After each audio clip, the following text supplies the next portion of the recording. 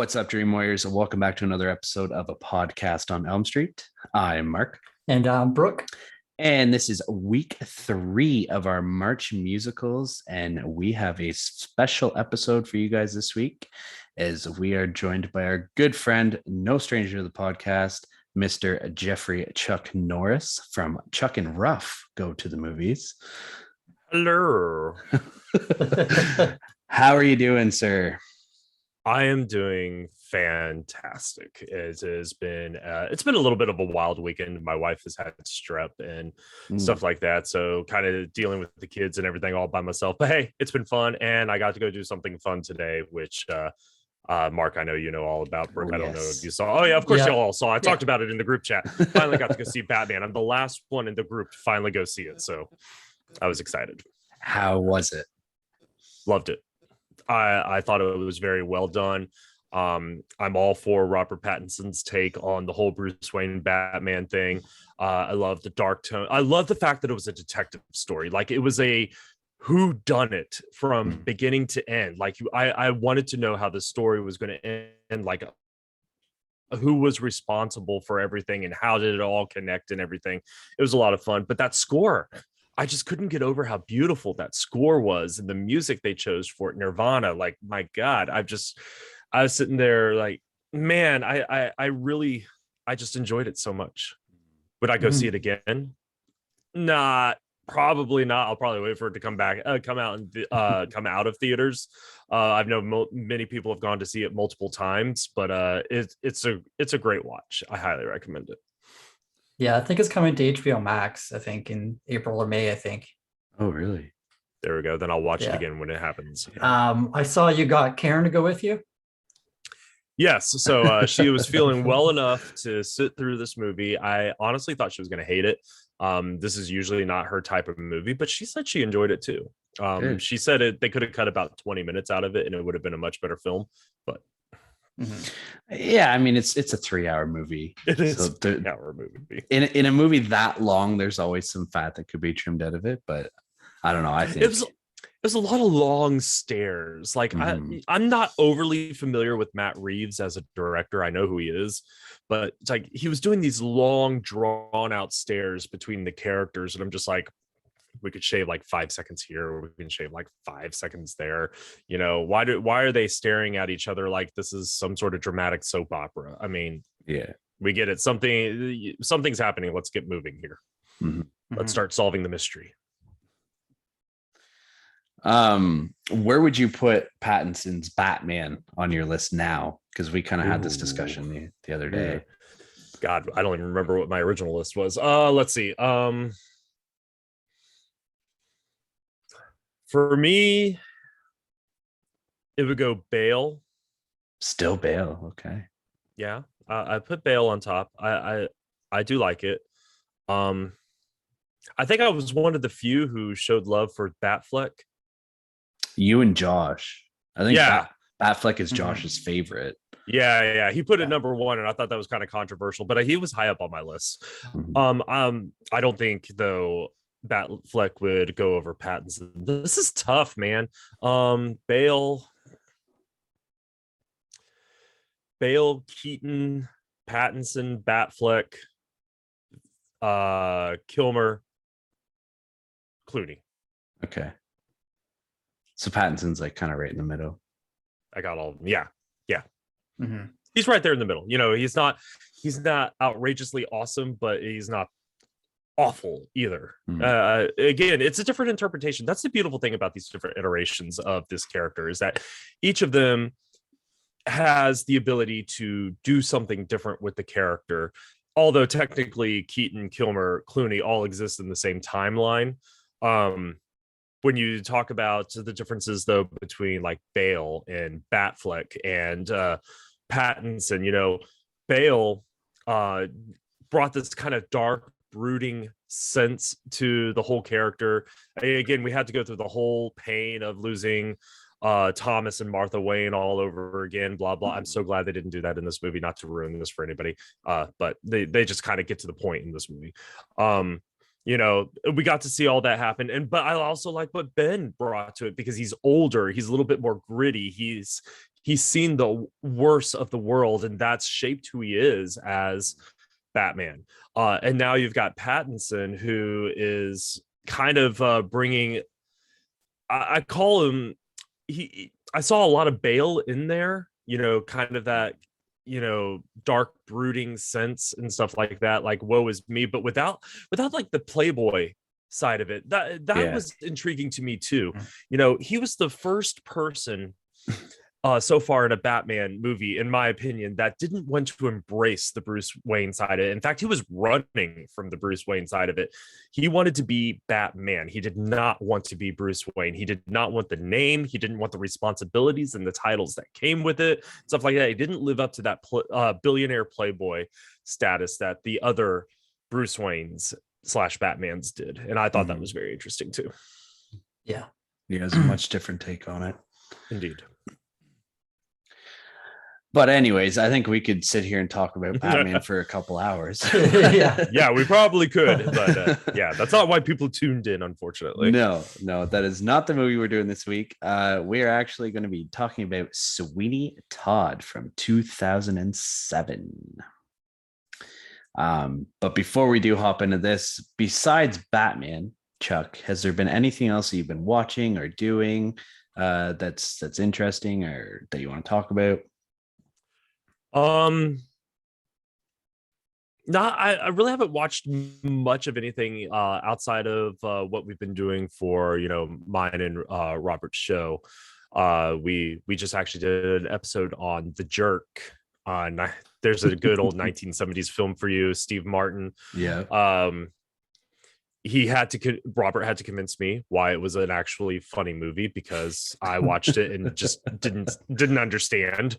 Kind of like how the boys over at Porcelain Peak had to convince me that Dumb and Dumber is a funny movie. But like the boys did, Robert convinced me that The Jerk is actually funny. So okay. I'm okay. But aside from that, I have been doing kind of a slow Harry Potter rewatch. My oldest is finally started to get into it. Nice. So I put it on the other day for background noise, and next thing you know, he's over there just like glued to the TV. So I'm like, hey, do you want to watch the second one? Oh yeah, all right, cool. Today we were watching the third one, so nice. It's a lot of fun. But yeah, that's honestly about it. Cool. Nice. What about you, Brooke? I've watched quite a bit this week because I've been kind of on the TV show grind the other week, so I thought I'd watch some movies. I watched that movie you recommended, Mark, called The Fallout. Yep. It was really good. Like you said, a lot of movies try to push like tragedy and all that stuff, like gun shooting and stuff, like in the movie. And most of the time they don't do it that well. But I feel like this one they did a really good job with it. Yeah. Jenna Ortega is amazing too. I know you love her. She's my girl. Yeah. Also watched a movie called Waves, which I highly recommend. Really good kind of emotional movie like The Fallout. And the thing I like about this one is it's like based on a black like family in the Florida suburban area. And like the first half of the movie, it's on like the brother character.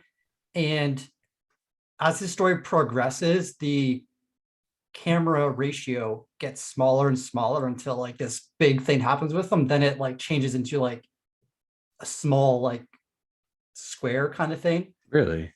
And then it switches to the sister and in her story. And as she progresses, the ratio goes back out throughout the rest of the movie to the full screen. And, that's really cool. Yeah, never seen something like that before. So I'd recommend it. And then I watched Apocalypse Now for the first time because it's on IMDb's list, and Netflix has the Redux version, which is like 3 hours and 15 minutes. So yeah, it was really good, really long, but honestly, one of my favorite war movies I think I've ever seen, to be honest. Pretty intense. Yeah, it's fucking wild. I watched The Atom Project, the new one with Ryan Reynolds. Is it good? It was okay. I don't know. I feel like I love Ryan Reynolds, but it seems like he's kind of starting to be typecast. Thank you. Like this one isn't like, it's kind of more family oriented and stuff like that, but I don't know, man. He's, I think, starting to get typecast a bit, and it's unfortunate because like I wanted him to be back like Buried and Amityville Horror. What's that Safe House movie? Oh yeah, Safe House. Yeah, that was called Safe House. So yeah, I don't know. I just want him to do something different rather than the same old crap he does. Like family comedies that he's into now. Yeah, it's just like the same character he plays, and I don't know. I guess maybe it's since he started doing Deadpool, maybe that character's overtook who he is. So I don't know. I absolutely agree 100%. And I felt that way after I tried to watch Free Guy. I feel like I'm one of the few people in the world who did not like that movie. And I actually never finished it because I just could not force myself to. Like, I love Ryan Reynolds. Do not get me wrong. I think he's a fantastic actor, but you're absolutely right. He keeps playing the same thing over and over and over, and it's getting exhausting. Yeah, we need more Amityville Horror Ryan Reynolds. We need more hell, as stupid as it was, give me Blade Trinity Ryan Reynolds. Give me some of that type of Ryan Reynolds mixed in with everything else. Deadpool is absolutely amazing. I'm looking forward to Deadpool 3. They just announced that they got a director for it. It was the guy who directed the Adam Project. But just like, I don't know, Ryan, step outside your comfort zone a little bit too. Yeah. And then a couple of horror movies. I watched the remake of Slumber Party Massacre. It's on Prime Video, and I absolutely loved it. There was like a couple plot twists, I guess, that changes they made that I didn't really like, but the kills were sick, and just sit back, turn your brain off, and just watch the chaos. And lastly, I watched another 2021 horror movie called Night Teeth. It's on Netflix, and I really liked it too. It's kind of like a vampire movie. It's kind of like, it's not like teeny, but it kind of has that feel. There's a couple of cool cameos. I don't know if they're cameos, but yeah, I really enjoyed it. Actually, I was pleasantly surprised. Thank you. I loved the backdrop of that movie. It was just like neon lights, and it almost felt like a vampire story in like Las Vegas on Sunset, or like on the Strip. Did you mention that one last week or before? Night Teeth? No, I watched that like probably back in November, maybe October. Okay. I would have mentioned that. But just like everybody I've asked if they've seen it, nobody's seen it. Just because it's one of those ones that's just easily passed on Netflix, because you're like, fuck, I don't want to watch a movie with fucking Debbie Ryan in it. But yeah, I really like it. Well, I just added it to my list, so nice. I'll go check this out. Nice. But yeah, that's pretty much it. What about you, Mark? I had a pretty slow week, actually. I watched No One Gets Out Alive. I think I watched that after we recorded, I think March 8th. Anyways, so yeah, I watched that. I liked it better than you did, Brooke. I saw you gave it a pretty low score, but yeah, I don't know. I don't know what it was. I just had a good time with it. And then I watched Fast and Furious to continue on with my Fast and the Furious watch through. Chuck, your eyes just like went bigger than your head there. Well, I was trying to figure which one was that one. Fast and Furious, is that number 4? Yeah, that's number 4. Okay, I like number 4. Okay. Yeah. Josh and I got into it a little while ago, and I was saying that the Fast and the Furious movies are just getting too ridiculous, and they're basically extending the franchises they're needing to, and he disagreed. So I'm rewatching them all. So nothing against Josh. I love you, Joshy Poo.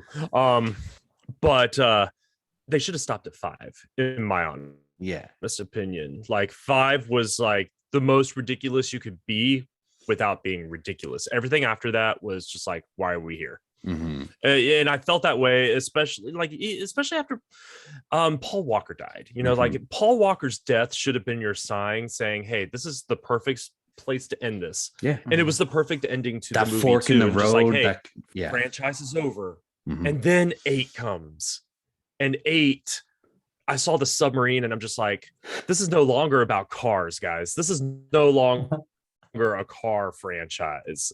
Do we not realize this? I haven't even seen 9 because I got so fed up with 8. Yeah, I haven't seen 9 either. I haven't either. It's on HBO Max and they keep trying to push it on me and I'm just like, no, not today. Not today, devil. But yeah, I'm gonna see if I do find some enjoyment in them as I go through them all. And today I started watching a 2021 horror movie called The Deep House. I've been seeing a lot of people talking about it, saying that it really surprised them, that they enjoyed it a lot more than they expected they would.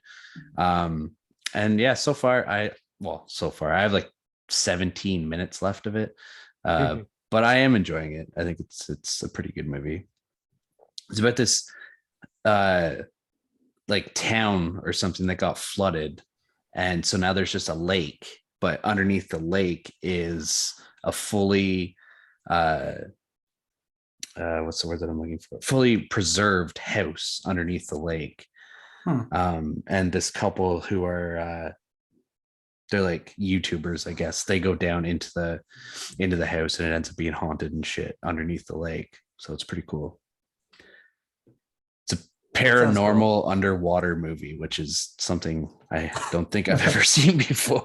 So that is unusual. Yeah, it's an interesting concept. The Deep House. All right, cool. The cover art's super fucking cool for it too. But yeah, other than that, I think that's all I got. Oh, I started watching The Boys Diabolical. Oh, I want to start that. How is that? Oh my god, man, it is fucking insane. They just released the trailer for season 3 and oh my god, it looks fucking nuts. Yeah. But yeah, this Diabolical, oh my god, it's all animated, but it's so incredibly violent and gory and oh, it's so good. And the way that it's animated, it's like an actual kid show. Like what was the kid at the start of like Who Framed Roger Rabbit, the little baby? Baby Herman. It's like a cartoon style like that. Interesting. Yeah, but very violent. But yeah, anywho, Chuck, before we get into the meat and potatoes of this episode, I forgot to get you to plug your podcast. Well, so certainly. Go ahead and do that. Of course. Well, I am Jeffrey Chuck Norris. I am one half of the hosting team of Chuck and Ruff Goes to the Movies. My brother Robert Ruff joins me on that show, and we talk about the movies that we love or sometimes don't love, but hey, it happens. But movies that have impacted our lives or influenced our love of other movies in some way, shape, or form. Sometimes we have guests on, sometimes it's just us shooting the shit about what we've been watching. And you can find us on all the major podcast platforms and on Facebook, Instagram, and Twitter for our social medias. Very good. You use the tweeter? I have a love-hate relationship with Twitter. There are days where I'm on there all the time. I'm interacting with everybody. We're just tweeting back and forth and everything. And then there are days where I'm just like, why am I here?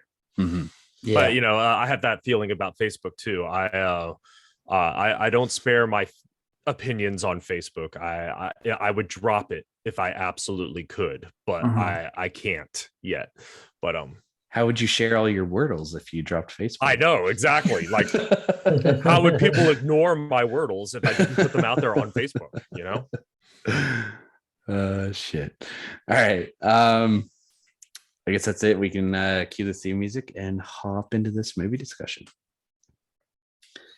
All right. Like we said in the intro, this week we're talking about 2007's Sweeney Todd. But before we do that, what is everyone drinking tonight? I am drinking a peanut butter whiskey cola. Oh, interesting. With a little bit of vanilla added.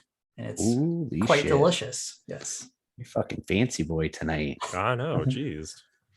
Peanut butter whiskey cola. Okay, cool. What about you, Chuck? I am drinking a rum and Diet Coke. It's from a local brewery down here. Well, I'm in North Carolina, but right across the border in South Carolina. Wonderful little spiced rum. I know that's kind of hard to read. Arethusa, or Arethusa. Okay. Huh. Yeah. It was a birthday present that I finally cracked into a couple weeks ago. Very nice. I'm drinking a Bush. No, I'm just kidding.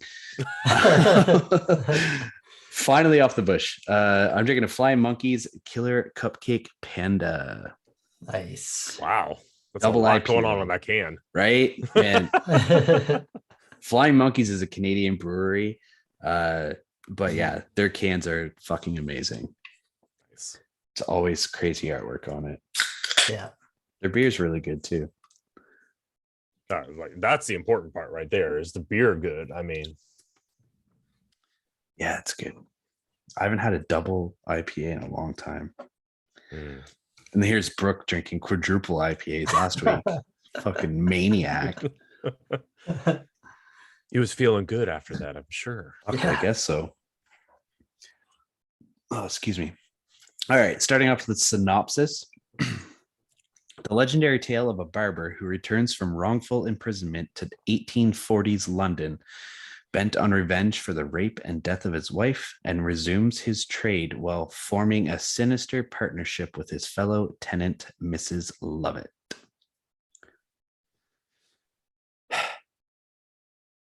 Can I just say? Yeah, go ahead. I would smash Mrs. Lovett. I'm Dude, just saying.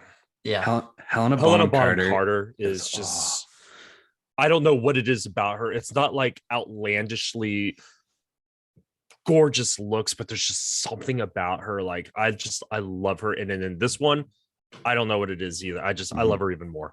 She's very uniquely attractive. Yes. Mm-hmm. That's a great way of putting it. Mm-hmm. Yep. Even Daniel Radcliffe had a crush on her. As Bellatrix Lestrange, that says a lot about him. Yeah. Yeah, I have the same feelings, Chuck. Like pretty much every role she's in, I'm just like, you are gorgeous, but in like such a non-traditional way.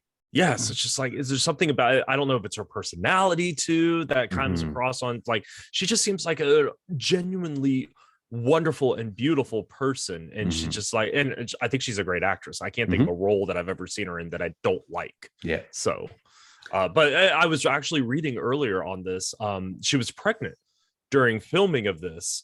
Oh, really? And so she had to have the costume designers, since they shot the film out of sequence, they had to keep changing her costumes to accommodate her growing breast size and stuff like that. So I don't know, maybe that's just like the primal man in me thinking like I took notice of that, especially in this movie. I don't know. That's why they're popping. That's why they were popping. They all wore corsets back then, didn't they? Yeah. It always surprised me that her and Johnny Depp never had like a relationship. Well, because she was busy with Tim Burton. Yeah. Johnny Depp's not going to piss off the guy who was keeping him employed, you know? That's fair. But I don't know. They just have such great on-screen chemistry. And I mention it later on, but I just like, they just always seem like someone, like a couple who could actually be a couple. Yeah.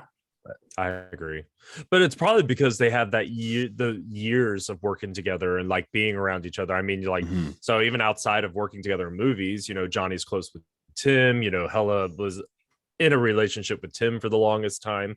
So, I mean, they just have that natural camaraderie, I guess. So was she pregnant with Tim Burton's kid during the filming of this? Yes. Okay. Yeah. I think it was their second child. Okay. Did not know that. But yeah, obviously this movie was directed by Tim Burton. We just did a Tim Burton movie like 2 weeks ago. I'm not going to go through his credits. We do it all the time.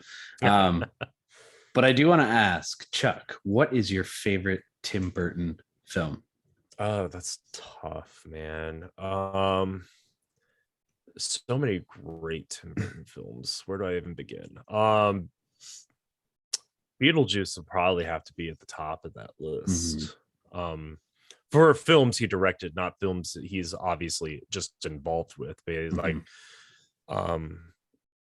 Beetlejuice would definitely be up there. Edward Scissorhands would be up there. Even his take on Alice in Wonderland is possibly just an absolutely one of his finest films. And I'm a huge Alice in Wonderland fan. I love the original Disney animated film, and I've read the books and stuff like that. So I liked his take on it. So, but Beetlejuice. We'll just go with that. Okay. Brooke, have I asked you this before in a previous episode?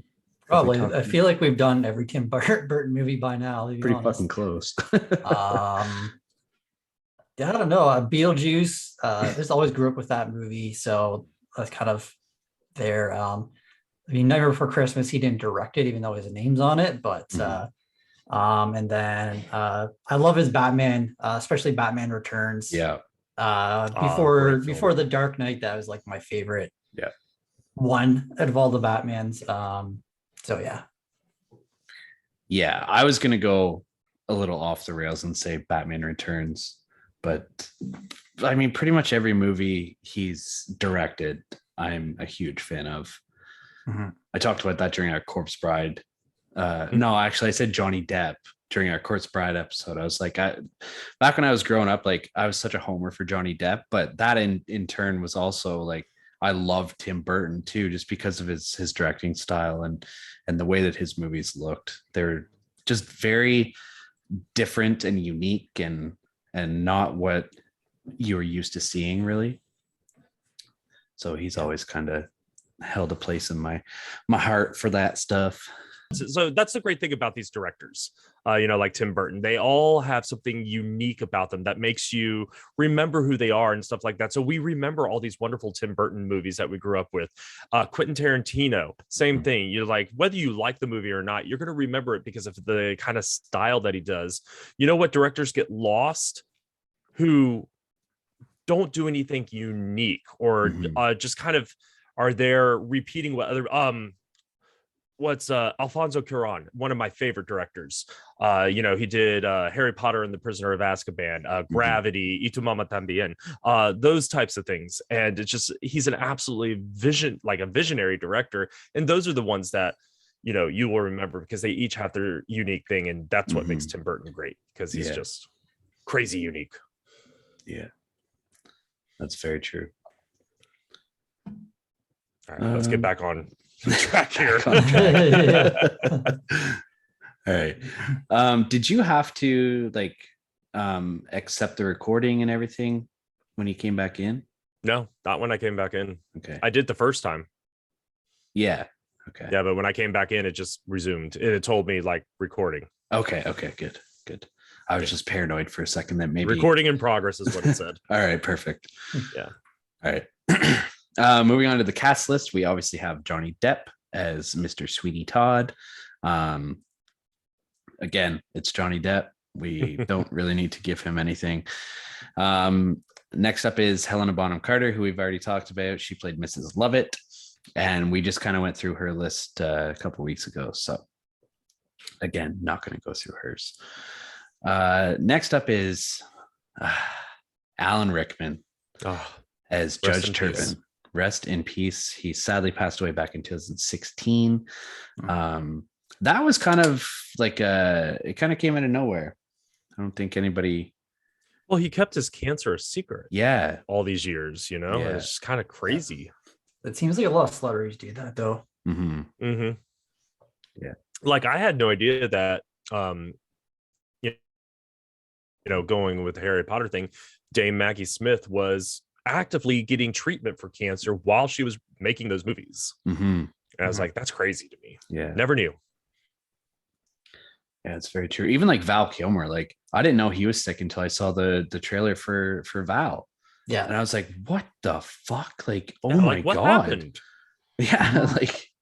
Had no idea he was sick. But anyways, yeah, going back to Alan Rickman, fantastic actor. One of the greats. Obviously, Chuck, you've been talking about the Harry Potter franchise. He played Severus Snape in Harry Potter throughout the whole franchise. He also played. I feel like I'm in the minority here, but I love this movie, Robin Hood with Kevin Costner. Oh, I love that movie. He played Prince of Thieves. Yes, so good. He played the Sheriff of Nottingham in that movie, and he did a great job. He was terrifying. Oh my gosh, just wonderful. And he's the best thing about that movie. Yeah. Him and I don't know, Morgan Freeman. Morgan Freeman's good in that movie. He was too. good. Yeah, he's good. I don't watch it for Kevin Costner. That's for damn sure. No. He also played Hans Gruber in Die Hard. He was in Galaxy Quest, which is a movie that you, Chuck, just did fairly recently. Yeah. And he played Marvin in Hitchhiker's Guide to the Galaxy, which was I don't know if I like that movie. I agree with you there. There are elements about it that I like. But then there's just things about it that I don't like. I've seen it twice. I like it when it first came out, and then maybe one time a few years later, and I'm just like, nah, I can live without this movie. I really can. Same with me. I think I only watched it twice. Yeah. I've heard the book's really good though. The book is good. Yeah. Sorry, real quick. I just watched this the other day, so I probably should have listed it. Dogma. Very obscure Alan Rickman role. Yes. That's one I have not watched in a very long time. Yeah, I don't think I've seen that one before. Oh man. Oh, it's so good. It's wild. One of Kevin Smith's best. Yeah. Outside of Clerks. Clerks 2.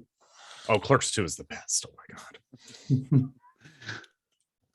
Sorry. Now I'm thinking about Clerks 2. That's a good one.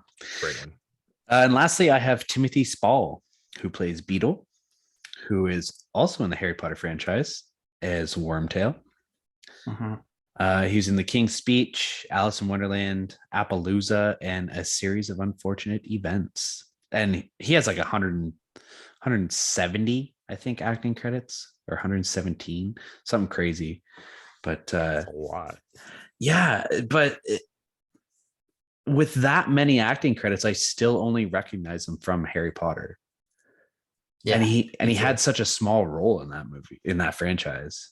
I think for us that, we can just reference a lot of stuff back to Harry Potter because of just how influential it was in our generation's, movie going experience. So yeah, we're going to recognize a lot of these actors and stuff just based off of that alone. And so then when we see them in other movies, like, oh, that's a guy from Harry Potter. Yeah, that's the person from Harry Potter. It's very easy to do. And yeah, I can't think of anything outside of this movie and Harry Potter that I've seen him in, quite honestly. Yeah. And I have a couple of honorable mentions. I'm assuming all three of us have at least one of the same ones. Maybe okay. Yeah. With Sacha Baron Cohen, who played Pirelli. Very good. Yeah. I forgot he was in this movie, and then he came out and I was like, oh yeah, he's and he did it so well. Yeah, I'll talk about it later, but yeah, I thought he was great. Yeah. Pirelli just kind of fits in with the different character types that Sacha Baron Cohen does. Like, I'm not saying he's comparable to like Borat or anything like that, but like it has that same sort of like silliness to it. Yeah.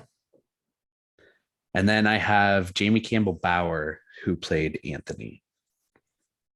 Yes, I was about to say you can't skip over he does play such a pivotal role in this one, but again, obscure Harry Potter reference. Yes. Yeah. Yeah, I don't recognize him from anything else other than this. He was in Stranger Things as well, but I don't remember his character in Stranger Things. He was? Yeah. According to IMDb, anyways. Let me pull it up here.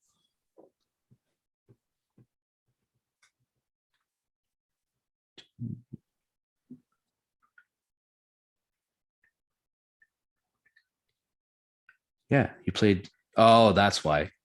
He's in season 4. He's in the season. Okay, I was like, wait a minute. Yeah, I saw Stranger Things on his list. I'm like, who the fuck is he in Stranger Things? Because like, I don't remember him at all. It's like, I think I would remember that face. Yeah. If you watch Twilight Saga too, he's also in that. Yes. Yes. He was in Camelot, that TV show about King Arthur. He was in Rock and Rolla. Was he? Yeah. Oh my god, I haven't seen that movie in forever. It might have been a small part, but Yeah, probably, yeah. But I thought I recognized him from something else, but it was a different actor, and I don't know who it was, but it was driving me crazy throughout the whole movie. And then I went looking through his IMDb, and I was like, okay, this guy's not even in the movie, but I don't know. I can't remember who it was or what the movie was or anything like that. Just annoying. But I don't know. Do you guys have anyone else for an honorable mention? Yeah, I do. He's not an actor per se, but the writer Stephen Sondheim. He actually has like 380 credits under soundtrack, which is insane. Yeah. Just looking at a few here. He wrote West Side Story, like the original one and the new one. The new one's on HBO now, so I feel like I might watch it. Have you? it's on Disney too. Oh, well, on Disney. Have you seen it yet? No. I haven't either. He wrote Tick Tick Boom, a bunch of songs in that. Let's see. He wrote the Frank Sinatra song "Send in the Clowns," which was used on the Joker 2019. Okay. Yep. Yeah, he has a ton of credits. So Yeah, Chuck and I were talking about Tick Tick Boom before you hopped on. Oh yeah. Yeah. Such a great film. Have you watched it yet, Brooke? I can't remember. Yeah, I did. I thought it was good. I didn't think it was amazing. I thought what's his name? Andrew Garfield did an amazing job, and I mean he probably won't win any Oscars for it. But It's a tough category he's in. There's a lot of great competition this year. Right now, I think the front runner is Will Smith. According to everything that I've read, but it stands a good chance to kind of come out as like the underdog there. So he did win the Golden Globe for it as best actor in a comedy or musical. So, but Will Smith also won best actor in a drama over at the Golden Globes. So you got two winners, Golden Globe winners headed for this one award. And the Oscars have been favoring musicals lately. So I don't know if that trend will continue or if they finally think like same thing with Leonardo DiCaprio. Will Smith is finally due an Oscar. You know, I don't know if this is Will Smith's Oscar worthy role. I saw the movie and while it was good, I don't think it was his best role ever. But what? I'm gonna commit social suicide here, but what movie is Will Smith? King Richard. Oh, King Richard. Right. Yeah, about Venus and Serena Williams. Yeah. It was good. Don't get me wrong. He did a great job, but I don't think it was his best performance ever. But the Oscars don't tend to favor people in their best performances ever, you know? So I think Will Smith he should have won for Ali if he won for anything. But yeah. Or like 7 pounds or it's such a depressing but such a fantastic movie. It's a rough watch. It is a rough watch, but that one Will Smith like gave his all in and even just, Pursuit like, of Happiness. Yeah. Yeah, but that's another great one. Yeah, absolutely. It's ironic that the Oscars have been kind of favoring musicals, but meanwhile taking out one of their major musical awards. The Oscars is crazy, man. That's why most people have stopped watching. It's just because of how crazy it's gotten. Yeah. It's like it's not even a prestige thing anymore to win an Oscar. Like, he's an Academy Award winner. Who cares? Yeah. I felt that way after they gave Brad Pitt an Oscar. You don't think he's deserving of one? Not for that role in Once Upon a Time in Hollywood. That's for damn sure. But that's just me. Yeah. Anyway. All right. You guys are ready to talk about this movie? Let's do it. Sorry, guys. I feel like I hijacked the show. No. It's good. Man. Going on all these tangents here. Not at all.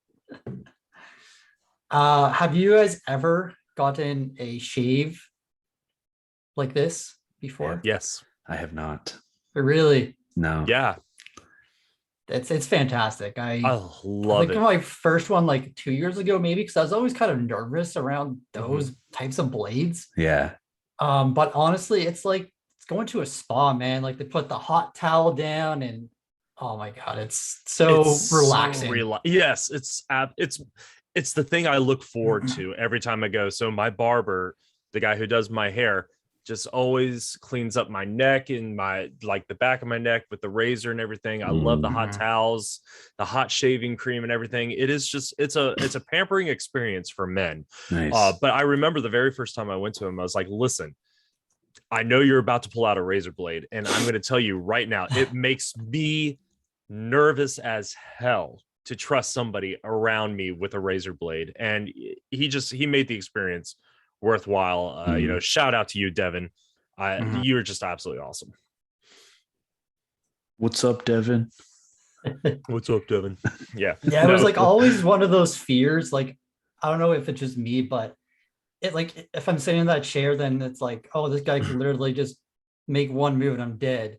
Or like if I'm like on top of like a patio, like on an apartment building or something like that, and like I look over, I'm like, I could literally just fall off this balcony, and that's it. That's it. Pretty comparable experiences for sure. Yeah. Mark, I highly suggest you find somebody near you, a barber, an actual barber who does that kind of work, and give it a try at least once in your life. Mm-hmm. Oh, I definitely want to, for sure. I wanted to get one for my wedding day. But then just it was too crazy of a day. Never ended up getting a chance to, but it's definitely on my list of things to do. Hopefully you don't find the Sweeney Todd in your area. Yeah, that would be terrible. Yeah. If you see a shop for meat pies anywhere near it, just steer clear. I really do love the placement of this movie, like the old London feel. I don't know, I just love it. What do you guys think? It's a very like gothic kind of movie, which I love it. Good word. Yeah, it kind of like reminds me of I think, was it Jack the Ripper? Van Helsing kind of, and like League of Extraordinary Gentlemen, kind of like that old feel. Yeah. I was just about to make that Jack the Ripper reference. I mean, he was active in that like mid to late 1800s there in London. So definitely got that nice kind of creepy feel to it. But that was London too. I mean, this is before, the big boom of electricity and everything like that. London was filthy. It was dirty. It was kind of the lower society looked that way and stuff like that. So I think Tim Burton did a great job capturing that. Yeah, and I love this first song when you get introduced to Sweeney. It just has Anthony by himself, like coming on the ship, like, oh, I'm in London, this beautiful place, and then just like Sweeney comes out of nowhere, just overtakes the song, is like, nah, There's this place like London. This place is a shithole. Yeah, people are shit or whatever the lyrics are. Yeah. There's a hole in the world like a great black pit, and the vermin of the world inhabit it. Damn, Chuck. Go through the whole soundtrack. I haven't had quite enough to drink yet. So we get a little flashback of not Sweeney. His real name is Benjamin Barker. Now in the synopsis, it says that he murdered his wife and daughter. No. Did they mention he didn't? He didn't. Oh, okay. And actually, he believes his wife. It doesn't say to have perished. Yeah, it doesn't say anything about murder either. Oh, okay, yeah, because he says that he was arrested for foolishness. Yeah. Which that's what it was. Well, he was set up, right? Like Judge Turpin set him up. Yeah, because the judge saw his wife and fell in love with her. Yeah. And used his influence at the time as a political figure to maneuver Benjamin out of the way so he can swoop in and do his thing. Yeah. Very sneaky. Much like Alan Rickman. in a lot of his roles. Yeah. Which is a shame because he looked like such a nice guy. Mhm. So yeah, he finds Mrs. Lovett's pies on Fleet Street, and this is where he is going to have his barbershop. Before we get into this song with Mrs. Lovett, I had a brilliant idea that I think should happen. Oh God. I'm So scared. you know how we have like Universal Studios, you know, like the Marvel side and that. Mhm. What if we had like a Warner Bros. Studio and had like DC on one side, then like a Tim Burton kind of theme park on That'd the be other? sick. A Tim Burton land. I Yeah. like That would it. be really Yeah. cool. Have meat pies on Fleet Street. Like, Yeah, exactly. I don't know if I could stomach that, even though I know that like it would be like real food. I just like the thought, it's like green eggs and ham. I yeah, can't stomach it. Mhm. Yeah. that's a No, really I just cool like, idea. yeah, That is a great idea. even had like, Batman Returns, and Hmm. I don't know, I think it'd be dope. That would be awesome. I I'd just be like down. a 4D experience with like Batman Returns. Like Yeah. not like the full movie, but like how you go to like these theme parks and they have the 4D theaters at the theme Yeah. parks. That'd be Mhm. so cool. Mhm. Actually, we watched the Batman in 4DX and it was fucking mind blowing. Yeah. Wait. Back up here. You watched it in 4DX? Yes, Yeah. Wow. Yeah. That's awesome. dude, it was Yeah. fucking wild. Anyways, don't get back off track again. No, I just that blows my mind. The last movie I watched in 4D like that at a theater was Tron, and that was Oh, that just would've been one of the cool. most amazing experiences of my life. Yeah, that would have been sick. So yeah, Sweeney meets. And that was over in Hong Kong. Oh, Oh, nice. we lost him again for a sec. Anyways, Yeah. We're here. So yeah, Sweetie meets Mrs. Lovett. She kind of like drags him into like her store, and I just love this whole song. She's basically like ragging on her own pies, how they're yeah, the worst pies in London, and like she uses stray cats. And honestly, I think Cardi B like wrote this song because the one line she's like popping pussies into pies. I just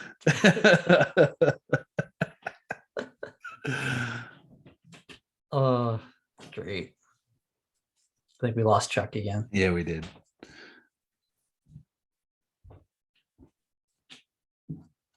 I don't know what's going on. There we go. We got you back. Like I could hear y'all just fine. It's just like y'all froze on me. Yeah, Yeah. That's weird. that is weird.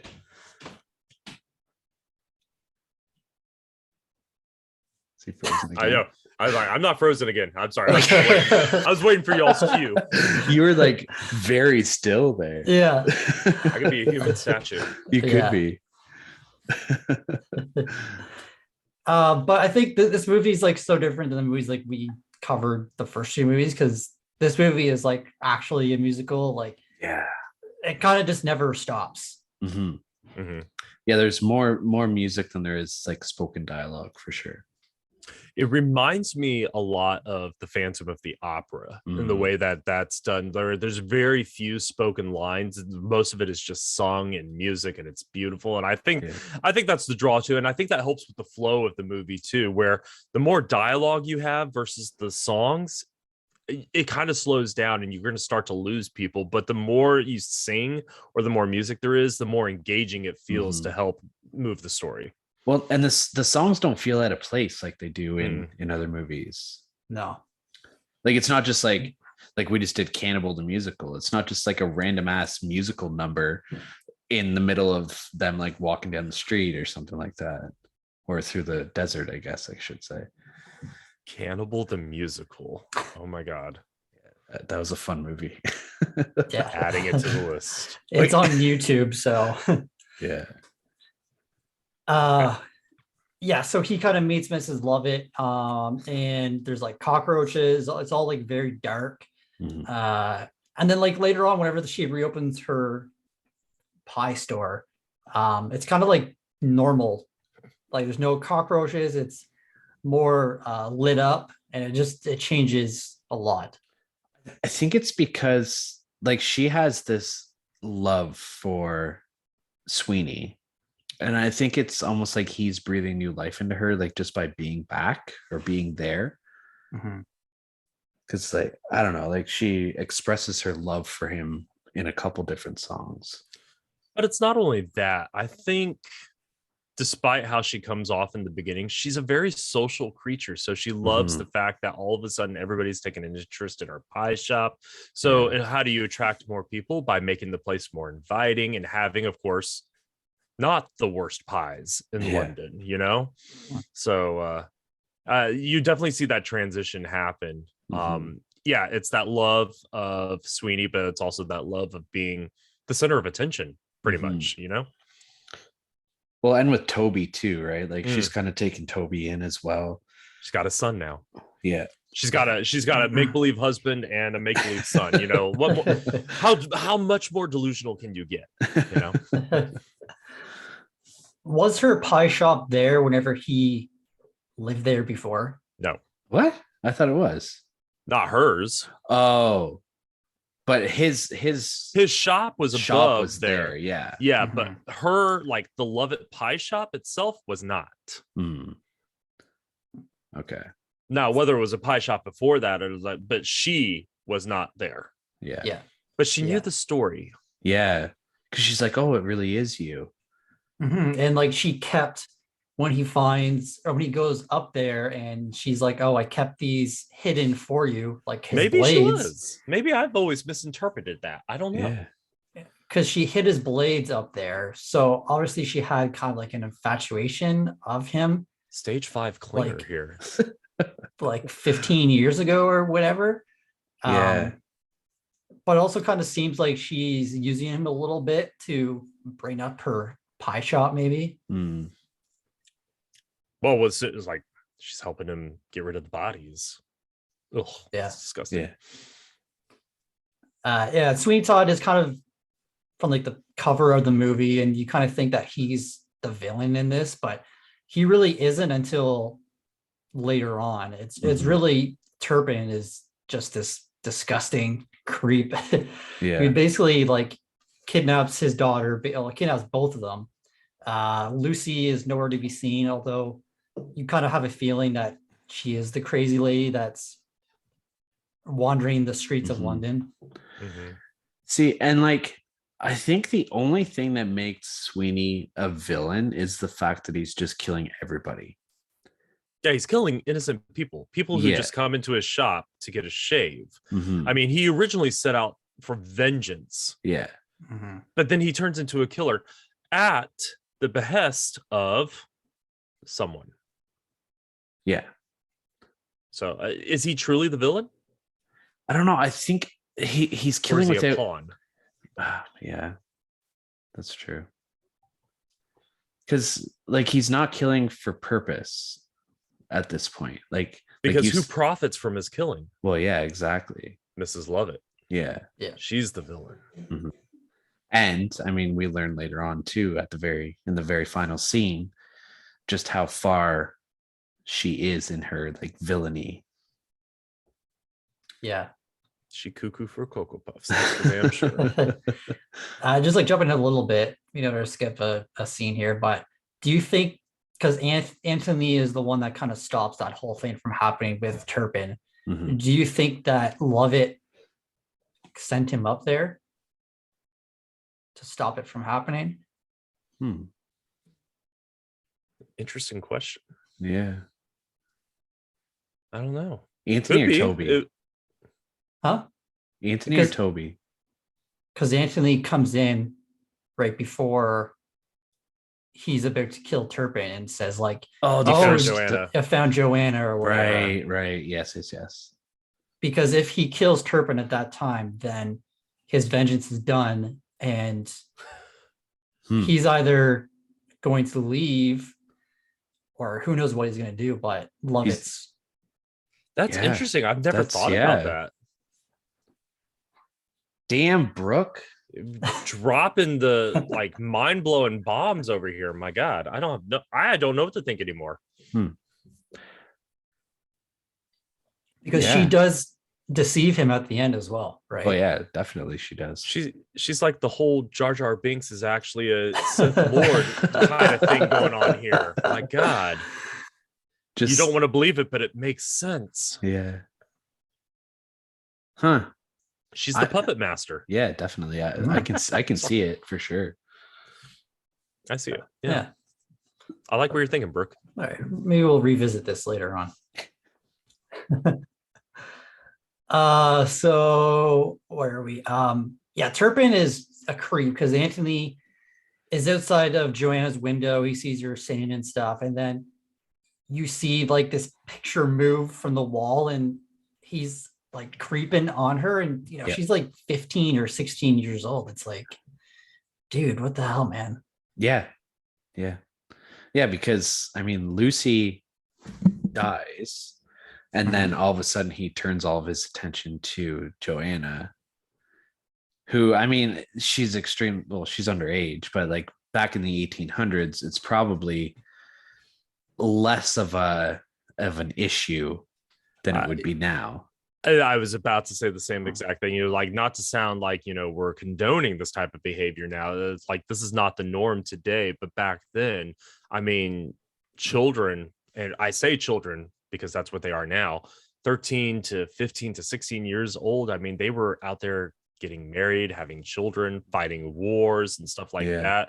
Nothing compared to what, we went through as teenagers now. And so I'm like, well, teenagers are having children nowadays, but still, getting married and stuff like that, being in relationships, being the home bodies, that's not unusual for that time period. It's only as time has progressed that we started putting in these well-needed laws about age of consent, age of marriage, like age of adulthood, all those fun things. Yeah, because like back in those days, the death age, was like very low compared to now. Yeah. Like, people are dying, when they're 25 or 30 years old. Like that was just normal. You got to get started early. Yeah. Does it ever mention in the movie when Lucy died? It never actually mentions she dies. Or like, I guess disappears. Like, yeah. I don't remember hearing.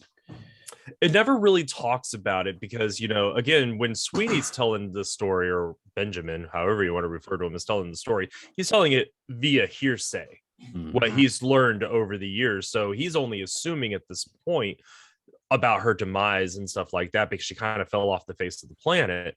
But I don't think they've really have ever talked about it. And, it's an accelerated timeline when telling the story too. I mean, how much time passed between the time Benjamin Barker was arrested and sent away to the time that Judge Turpin actually swooped in and called her to that masquerade party that he was holding?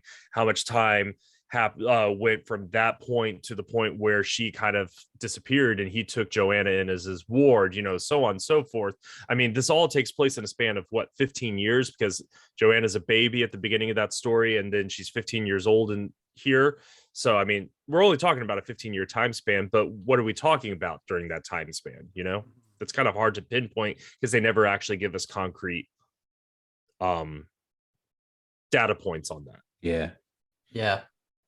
It is kind of all over the place because we know that Benjamin or whatever, he's gone to jail, but in one of his songs before, or later on, I think he mentions that like he's traveled all over the world and stuff like that. So in maybe 15 years, that's awesome. Yeah, so I don't know, maybe that's like before he came to London. I'm wondering if because he got shipped off to Australia, but I'm wondering if they moved him all over the place. Or if, because from London to Australia, you have to make stops at ports, I'm assuming, along the way. If you're going to go by Africa and all that other stuff. Yeah, I'm wondering if he means that, because you're not just going to do a straight stretch from London to Australia. But it could be one of those things too. Like he's taken on a whole different identity as Sweeney Todd and stuff like that. So he could also be taking in stories that he's heard from other prisoners that he's worked with and stuff like that, and created this whole persona. Is so he's seen he too has sailed the world and seen its wonders. For the cruelty of men is as wondrous as Peru. He may not actually know that, but he has gotten those experiences secondhand. You know what I mean? Yeah, because like chances are you're not going to stop off in Peru. Yeah, like what does he know about Peru? When have you been to Peru? Unless like how long was he in Australia for? We don't know, right? Again, we got this 15-year window, no telling like how long he was there. And that's back then, travel on the open seas was a lot longer than it takes now. So, like how many months were they at sea to either A, get him to Australia, or B, get him from Australia back to London, Yeah. Let's get a transition into the new character we meet, Adolfo Pirelli, who is played by Sacha Baron Cohen, who we find out later his real name is actually Davy Collins, and he was kind of a temp for Benjamin.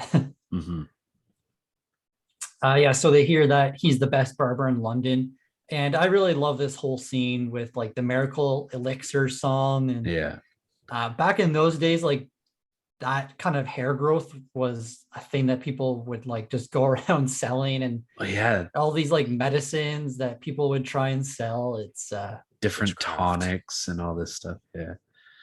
I love Toby. That kid is so amazing. He's played by Ed Sanders, and he only has 3 acting credits, but I thought he was amazing, and like a really good singer too. An interesting casting choice in this, because in all the stage productions, Toby was actually an adult. Oh, really? Who was played with us, as special needs. I was kind of reading into that a little bit. Actors like Neil Patrick Harris have portrayed him on stage and stuff like that. This is the first time they've actually portrayed the character as a child. Okay. And I think it worked well. I think so too. Yeah.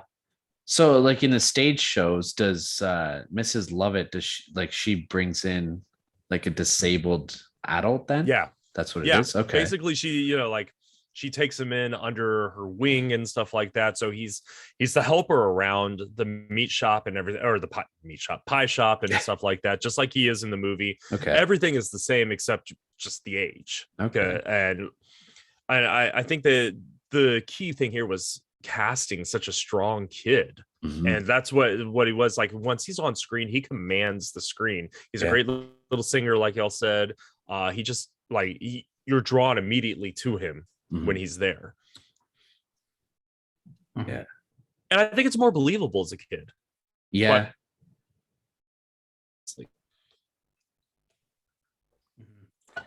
I love this whole song too, because it starts off like they're passing around his elixir, and Sweeney is like looking at it, he's like, this is piss. They're just like piss and ink, and they're just like making fun of it the whole time. Are we standing near a sewer?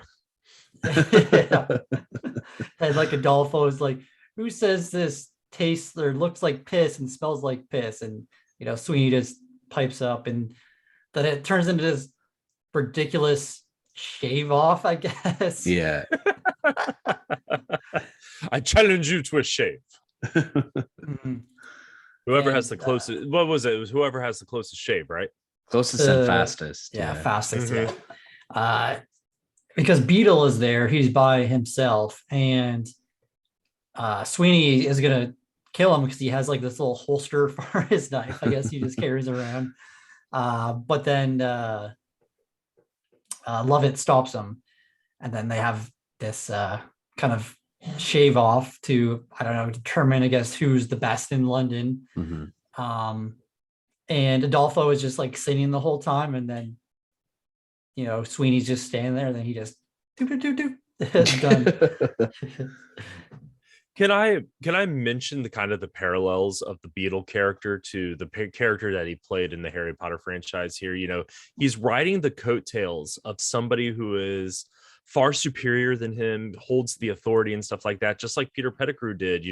He was the outcast, the person who didn't fit in with the rest of the Marauders. He rode their coattails, but he always latched on to whoever was the strongest in his opinion. So in this case, it was Judge Turpin. He, he latches on to Judge Turpin, whereas in that case, in the Harry Potter world, he abandons his friends to go to Lord Voldemort. And I just can't help but notice those parallels, like almost like he didn't even have to change an acting style in order to play. He's just playing the same role. Yeah, that's true. All of it. And again, worked well. I think he just has that face. I mean, he's just getting typecasted at this point. Fair. But it works. Yeah. So Anthony comes to Sweeney, tells him about Joanna. He wants to like save her. She like tossed him a key. So Sweeney like agrees to help him out to bring her back to his place to hide out. And then Adolfo shows up, and you find out that his name's Davy Collins, and he blackmails Benjamin because he knows that he's Benjamin, obviously. And then Benjamin beats the shit out of Adolfo with a kettle. Dude, that scene was fucking brutal. Yeah. I only watched this movie for the first time a few years ago, and like I didn't know how like bloody and like kind of violent it would be, but this movie does get very violent. Yeah. And bloody. Yeah. Yes. So he beats him with the kettle, stuffs him in a Trunk. chest trunk, and then Toby comes up because he's still working for him, and then Sweeney tells him, oh yeah, he's gone. So his like fingers like sticking out, and then he tells Toby to go downstairs to ask Lovett for some gin. Yeah. I mean, the kid's like 12 years old, and whatever, I guess it was those days. Yeah. And then Sweeney opens up the chest and just slits Adolfo's throat. Because he was still alive. He was getting out. He was getting out. Yeah. And Lovett comes up and sees that he did this, and she's like, oh my God, like you killed someone. And he's like, well, he's about to blackmail me. And then she's like, oh, well, okay, that makes sense. We're gonna start putting him in my pies now. Yeah. Oh, that's some good meat there.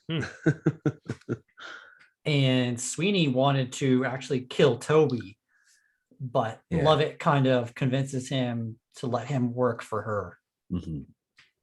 Again, it's that makeshift family. She's just as delusional as the rest of them. Yeah. If not more so. So now Turpin shows up to get his shave, and I don't know why Sweeney just didn't kill him right when he got there. Like he kind of savored it, I guess, a little bit. And restraint, a lot of restraint. Yeah. And such an awkward song. Is that the Beautiful Women song? Yes. Yeah. Yeah. I don't understand. I'm kind of with Brooke. I don't understand why he wouldn't have just done it right there. Because he gets so pissed after. Because Anthony comes in, and then he like loses it, and he's like, that was my chance. Like, he's never going to come back here again. How am I going to get my revenge? Never mind. I thought I had a thought. Sorry, guys. Okay. Go ahead. And this is the point where you really get the character turn for Sweeney, and maybe that Benjamin's gone now. And now it's he's made that transition into Sweeney Todd. Yeah, he's just full blown into the character now. Yeah. And this is where they kind of have the thought to start killing people for Lovett's pies. And I think this is the song where they're like talking about, like the pastor, and then they're like, kill the actor, or I think it was this song. Maybe it was later. I'm trying to remember which song it is even. They're all blending together in my head. Yeah. I was even listening to the soundtrack while I was typing up my notes earlier. Nice. So yeah, imagine being one of those people that just, come to our shop for a pie, and you have no idea that it's fucking humans. Yeah. Oh, I'm trying to think of like a comparison to what it would like. I don't. Yeah. And like I don't know how well that she grinds it up, because later on, fucking Toby finds like a toe in it. Yeah, Yeah. so that didn't make a lot of sense, quite honestly. I'm just like, how do you go from doing such a great job grinding up all this meat and things like that to a toe or an appendage all of a sudden appears? Like, are you just getting sloppy? And it could very well be that she was getting sloppy because of how busy the shop was getting. She was just trying to churn out pie after pie, meat after meat, blah blah blah blah blah. And but still, it's just like, I don't know. There was something about that was just kind of like, that was a little too convenient of a plot point to start turning the story. You know what I mean? It could also be like at the rate that Sweeney is killing them at this point too, because it's like true. He was like killing everybody coming into the yeah, shop. Damn it! it was like Walk she in just the can't, door, slice. can't keep up with the bodies at this point. She could say, "Hey, dude, slow down. We're good until like we're good through March." You know what I mean? I have enough meat here to feed all of London. Yeah, like because they're a deep like freezer. Yeah, exactly. Because their restaurant's like full. Like they got the patio outside set up, and Yeah, That's and a then she nice has set. to flip the sign, and it says sold out, and then one last guy comes up, and there's another one. And, like bell rings, and oh, never mind. We got it. Yeah. And the crazy lady is kind of hanging around here more often now.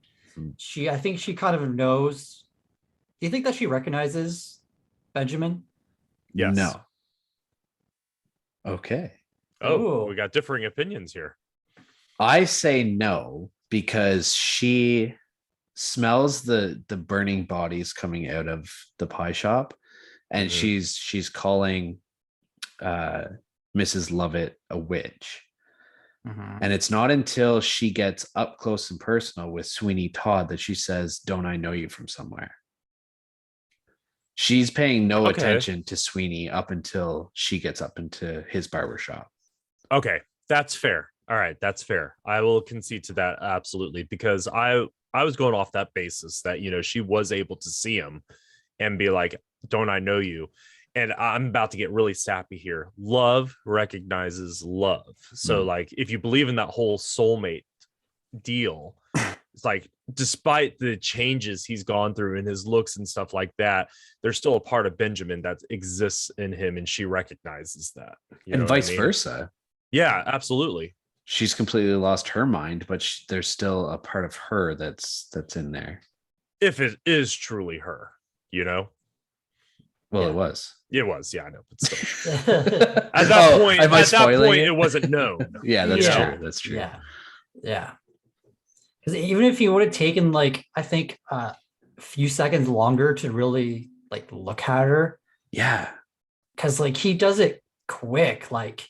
She's up there and she's in the shop, and then he's just like, "Who are you?" And then just slits her throat very quickly. But that's the impulsiveness of him. He's just and fully that's in the Sweeney Todd. Yeah. Yeah. I love his chair too that he built. Yeah. The little contraption that goes down. God, yeah. And the guys just fall on their head that's on the bricks, and I know that they're dead, but it's oh man. That's one thing that I wanted to bring up too. I love that it doesn't slide forward. It slides backwards. It slides back, yeah. It's like the double tap in Zombieland, right? He slit their throats, that they're dead, but that fall is gonna really fucking kill them. I read that the set designers actually designed that chair to be a working chair to do exactly what it was. So the actors who were sitting in that chair actually were slid back through a trap door down below the set. Oh my God. That'd be sick. Wouldn't that just that would creep me the hell out? Yeah. Obviously you got to have a lot of trust on a movie set that they're going to take care of you or something like that. But my God, I don't know if I would be comfortable sitting in that chair, and the next thing I know, I'm being flipped backwards and thrown through a trap door. You know what I mean? Yeah. We can't even trust Alec Baldwin not to kill us on set. So I mean, my God. Jesus Christ. Oh, wow. Sorry. He went there. Joanna is in Fogg's asylum. Turpin sent her there whenever he caught her kind of packing up Obviously, she didn't want to be there anymore, so he sends her to, I guess, an insane asylum or something. I don't know. It is a weird place because whenever Anthony goes there, the like doctor or whatever is like, oh, this is where I keep, the dark haired girls, the brown haired girls, and this is where I keep the blonde haired girls. And I don't know what exactly that place was. Yeah, it's fucking weird. Creepy. It's almost like a brothel in a sense, but in an insane asylum. Yeah. And this is the song I was thinking of earlier of Mrs. Lovett talking about her pies, and whenever Sweeney's in there, he's like, oh, what's this one? She's like, oh, that's an actor, it's like runny. And then she's like, oh, this one, and he's like, oh, that tastes like this. And then Toby is singing the song too, and it's very similar to how he was singing the Elixir song. Yeah Like it was the same kind of tone, because you find out that he was found at a work camp or something like that. So yeah, that's where he was his whole life, basically. And then the song of them like kind of talking about their future and stuff, were they actually on that picnic like in the country, like under the tree, or is that part of the song? It's part of the song. It's all part of the fantasy. Yeah, okay. Because I was gonna say, because like in the countryside, it was like, blue skies and sunny and colorful, but then like in London, it's just like dark and drab. It's all part of her delusion. It's all part of her idea of the life she wants to have with Sweeney, with Toby. That's why it's colorful. That's why it's bright. It's supposed to be just illusion. Illusion of her delusion.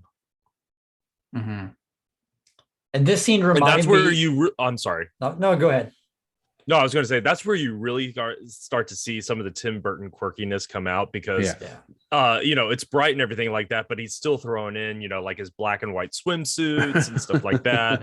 A lot of that, Sweeney and they're all pale, like they're all pale, they're all dark, they're all drab against this bright background and stuff like that.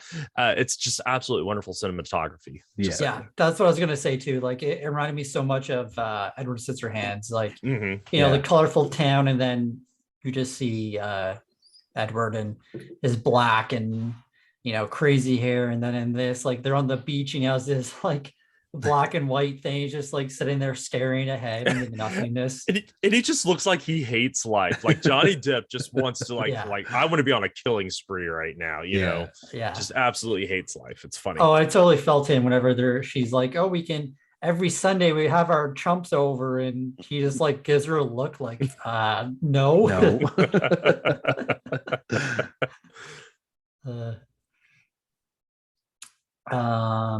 So yeah, back in the real world, sorry, I lost my train of thought there. Sweeney wants Toby to drop a letter off to Turpin. Now I didn't catch exactly what was in the letter. Do you guys know roughly like how they got him to come? I don't have anything in my notes about it. I don't have anything on my notes about that either. Little obscure fact that kind of got overlooked. So yeah, he gets Turpin there to come back. But before that, Toby kind of knows what they're doing there. Like, I don't know if he doesn't fully know, but I think he kind of has an idea that something's not right. Kind of like the old woman. He's got his suspicions because things are just like, he's observant. He's that background character who's always kind of watching and looking and stuff like that, even though you don't think about it. And all of a sudden, he's starting to piece it all together. I think because he's with Mrs. Lovett, and she pulls out the coin purse or whatever that she takes from Adolfo, and Toby's like, "Hey, that's Adolfo's," and she's like, "Oh no, it must have like the same one or something like that." And then she locks him in the fucking baking room they have in the little dungeon down there. I think he sees her as the victim in it all, though. Because he sings that. Love It. Yeah. Because he sings that song about how he's always going to protect her and everything like that. So like it almost seems to me anyways that he thinks that Sweeney is the one in charge of this whole operation. Yeah, he sees Sweeney as the threat, as the actual villain of the story, which is a great way of sidetracking the whole view of the entire story, because that just means everybody sees, like, they're all pointing fingers at each other. It's the Spider-Man meme. They're all pointing fingers at each other, like you this and stuff like that. And it really throws off the scent as to who the actual villain of this story is. In which case, I guess we could go back and label almost everybody a villain in this story, except for maybe Anthony, Toby, and Joanna. Yeah. Which is, strangely enough, the three, not to ruin this, but the three survivors of our story here. That's true. Yeah. So Beetle gets killed. He ends up wandering into the barber shop, and Sweeney takes care of him. Thank God.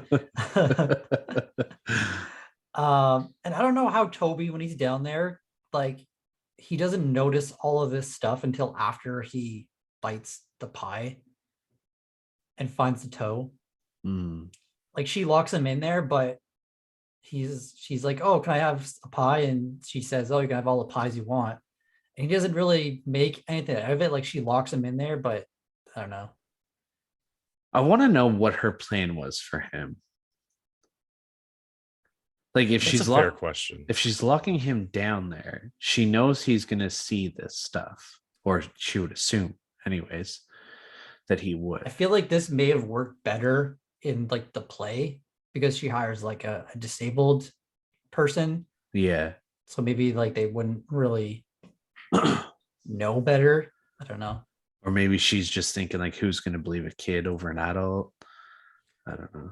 That too. I mean, like, this kid is a nobody who comes from nowhere. Like, so if he even manages to get out and goes running to the police, like, who's gonna believe a word he's saying? Versus I'm not gonna call her a socialite, but an established business owner in London who runs a very popular, like, pie shop, Or maybe, like, oh yeah, they're serving bodies. Yeah, that's what's in the pies. Just like, oh yeah, shut up, kid. You don't know anything. Get the hell out of here.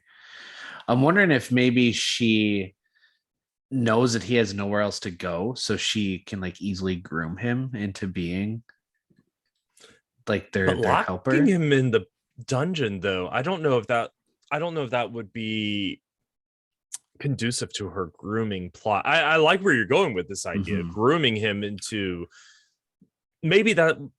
But I mean, like, maybe she's only such an odd way to introduce him to how the business actually works. Yeah.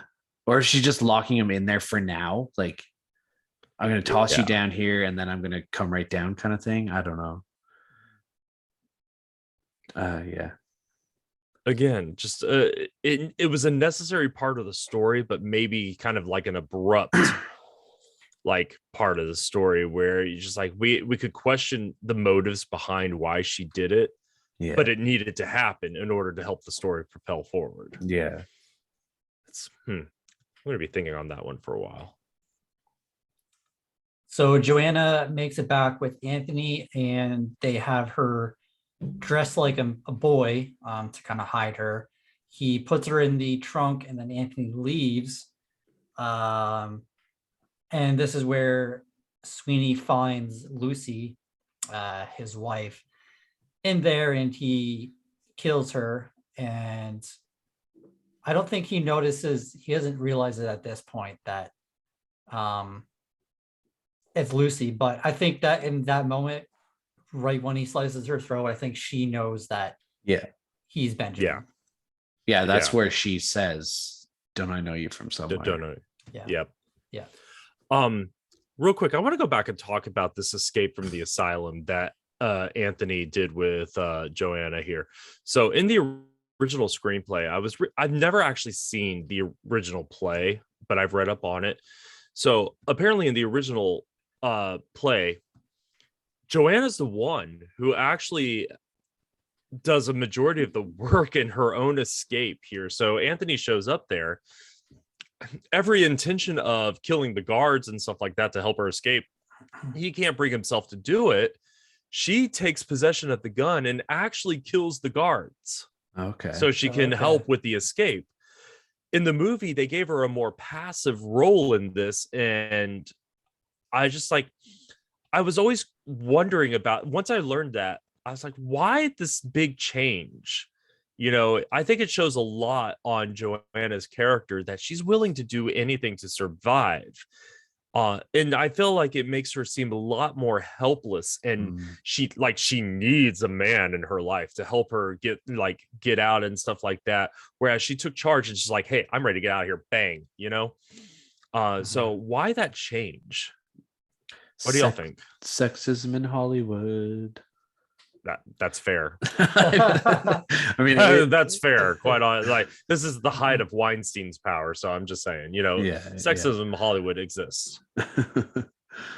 Never give women too much power. Just saying. No. We already have one strong female in this movie. That's all we can handle. Yeah, we don't need two. They just fight each other. Yeah, I don't know. I think maybe like Hollywood just loves that damsel in distress. Yeah. It sells. Yeah. But I did like how after he gets her out, and then they just like, okay, see ya. And then all the other girls like just fucking attack the doctor or whatever. Yeah. Mm-hmm. So yeah, getting back to the barber shop. So yeah, Sweeney finds Joanna in the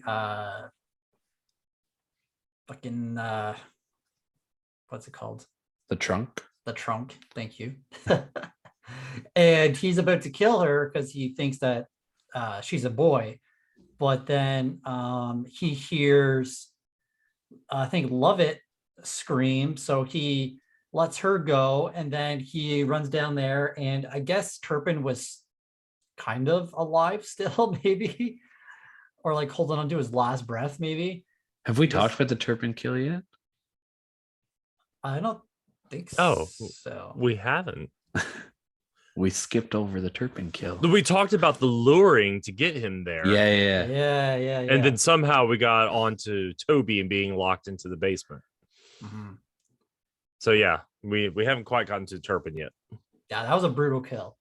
That was. Yeah, this is the only kill. Well, he has brutally massacred him twice now.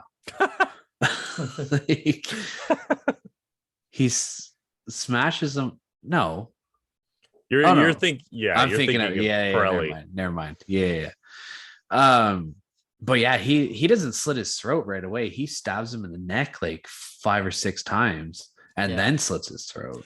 This is that emotion. Like, this is the moment. This is what he set out to do.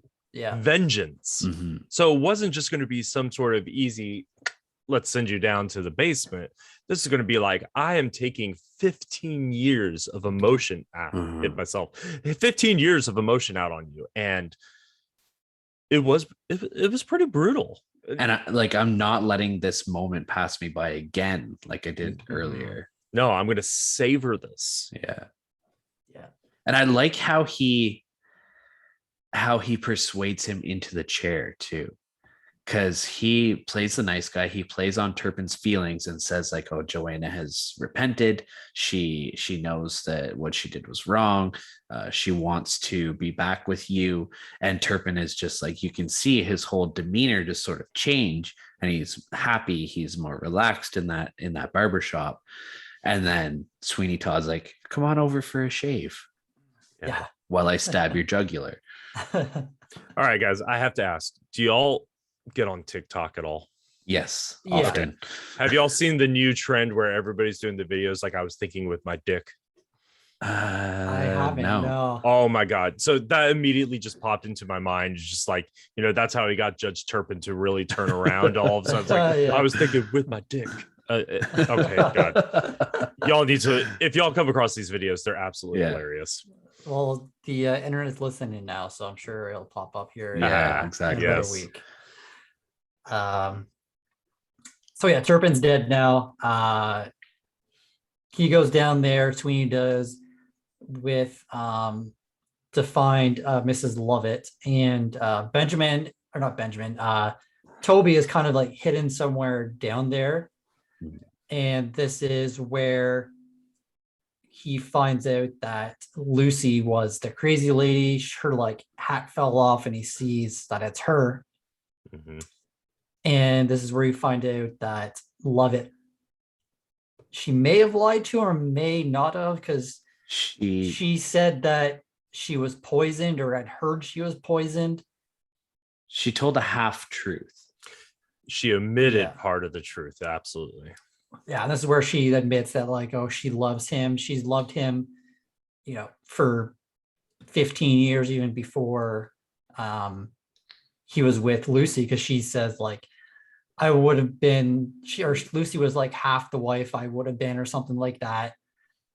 And then this kill is just fucking brutal. Like, he just snaps and just shoves her in the oven. Like, holy shit. What a way to die. I think I'd much rather have my throat slit. Yeah. Yeah. And I don't even want to die that way. Yeah. Yeah. So he tosses her in, then he goes over to Lucy and is like holding her. And then Toby just comes up from behind and slits his throat. Mm-hmm. And I just love this final shot. You just get the blood like pouring out of his throat and is going all over Lucy and stuff. And it's beautiful in a weird way. Yeah, it is. Yeah, it is. Absolutely. It's poetic. Yes, that's that's the word to do it. Like, you know, Sweeney has just spent half of this movie killing innocent people and people who deserved it. Let's be honest. And killing Lucy. Yeah, and killing Lucy. I mean, just like, he met the demise that he deserved, the demise that he inflicted on so many other people. And that just means the whole story comes full circle for him anyway. And after this realization, probably the demise that he wanted. He joined his wife in death. Yeah. So the three kids are alive still. What do you think is their story going forward? Toby runs away and joins the circus. Gets so far away from Mrs. Lovett's pie shop, for that's for damn sure. And then Joanna and Anthony, they leave London, leave everything behind, and they go and travel the world, and you know, hopefully don't die on the Titanic. Jesus. Yeah. I'm sorry, like, they could, I don't know, this took place in the 40s, right? 40s. Yeah, there's no way they would have been alive for the Titanic, but still, you know, they went out and traveled the world and kind of just got away from everything that, you know, all the demons that, you know, they had to get away from, the literal demons of Fleet Street in London. That's what I want to believe happened. Toby grows up to be Alfred Packer from Cannibal the Musical. Oh my god. All right, now I gotta definitely see this movie. It's based on a true story, Chuck. Oh my god. Oh, I don't know if that makes it better or worse. Just watch the movie on YouTube. Right. Yeah, it's free on YouTube. All right. All right, well, anything else that you guys want to mention or talk about? No, I think we've done the actual movie discussion part justice here. All righty. Well, that's the way the shaving cream splatters. Oh, I like it. In a movie where you could have easily used blood and you switched to shaving cream, I like it. I mean, he even describes the blood as rubies, but you went with shaving cream, and it's just beautiful. I like it. Thank you. All right, are we ready to rate this movie? We will try our damnedest. All right, Chuck, as our guest, would you like to go first? Sure. So I believe story is up first, right? On a scale of 1 to 10. Yep. I give the story a 10. Nice. All right. I love this story. It's absolutely intriguing. It's beautiful. It's scary. It's just it captures you. You want to know what happens from beginning to end. And that's the beauty of the story. That's the beauty of that first song. That's why that first song is so powerful. It introduces you to the idea that it is Sweeney Todd. Now, I need to say that I also know that first song in the movie is not the original first song of the stage play. Okay. But I think they did a good job omitting that original first song of the stage play and just going directly with this one, because it, again, you're under time constraints here. This was before, it was okay to do 3-hour movies, the Batman. But it encaptures you, and you want to see how it all ends, every single gory detail. And I just don't think the story disappoints at all from beginning to end. Sure, it's got a few plot holes that we've talked about and some things that they could have been done differently, but in the end, it's just like I can't help but love it at all. Yeah. Very nice. And what about your quality? Quality, I'm gonna I gave it a 10 on the story. I have to give it a 10 on quality. I just very well, the way it was. I mean, having never seen the stage play of Sweeney Todd, only again just getting obscure references to it and having to read up on it. And the obscure references I'm talking about is the show The Office, where they actually did an entire episode where Andy stars Yes as Anthony in Sweeney Todd. But just understanding what the stage play was versus this movie and things like that, I feel like the quality was done real well, and nobody else could have told this story except for Tim Burton. Quite honestly. I mean, he has just enough of that quirky finesse to bring this type of story to life without making it too over the top or watering it down and stuff like that. In fact, the reason that he really wanted to do the story is that he felt like the stage play could never do it justice, as far as like the blood and the gore and stuff like that. That's why there is so much blood and gore in this, because he felt like that's what the stage play always lacked. So quality wise, this movie is just wonderful from beginning to end. And yes, it has people in it that he is used to working with and stuff like that, but they went through all the proper channels. Stephen Sondheim had final say of who was cast in this film. Johnny Depp had to audition for him, singing voice and all. Helena Bonham Carter apparently sent 12 tapes of her singing to prove that she was able to do this role. Wow. Sacha Baron Cohen apparently sang the entire soundtrack of Fiddler on the Roof Really? to get this role.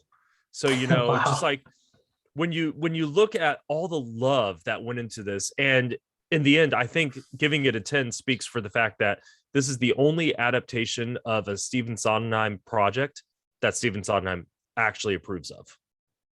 Really? Just throwing that out there. Shit. Wow. I'll go ahead. I was gonna say there's a lot of actors in this movie that like you wouldn't think would be able to pull it off. Like, but it Sacha, works. like, yeah, no, exactly. Like Sacha Baron Cohen, how you mentioned, Alan Rickman. He doesn't have the greatest singing voice, but his voice is like so menacing and deep and dark that it just works. Yeah, Alan Rickman embodies the character of Judge Turpin. So even though his singing voice isn't exactly the greatest, you can appreciate the effort that he put into it. It's not like I don't know. Have y'all ever seen Mamma Mia? No, and I never will. All right, that's fair. You have to be a fan of ABBA to really appreciate Mamma Mia, but Pierce Brosnan cannot sing. All right, guys. So watching him sing in this was absolutely painful. So at least it wasn't that. You could appreciate what Alan Rickman was trying to bring to the role. He wasn't the greatest singer. He wasn't the worst singer either. So just saying. He just, yeah. I just thought of this question. I don't think we've asked it on any of our episodes yet, but where do you think Tim Burton would be if Johnny Depp was not around? If like Johnny Depp wasn't an actor, like, because he's the lead star in, a majority of Tim Burton's movies. I actually have a controversial view on this. Okay. All right. I truly believe that Tim Burton would be exactly where he is now. Where would Johnny Depp be? Exactly. Johnny Depp, I don't think would be where he is now without the help of somebody like Tim Burton propelling his career, believing in Johnny Depp. Like they're not all hits. Ed Wood, as funny and quirky as that movie is not a hit. But Johnny Depp, I felt, did a great job with what he was given. But you still have roles like Edward Scissorhands. You still have this. You have Charlie and the Chocolate Factory. Things like that. Tim Burton put a lot of faith into Johnny Depp, and I really feel like he helped propel Johnny Depp beyond his Nightmare on Elm Street, role, and stuff like that. Johnny Depp is a household name, despite what you may think of him personally, no matter what side of that story you want to fall on. He is a household name. He is a wonderful actor.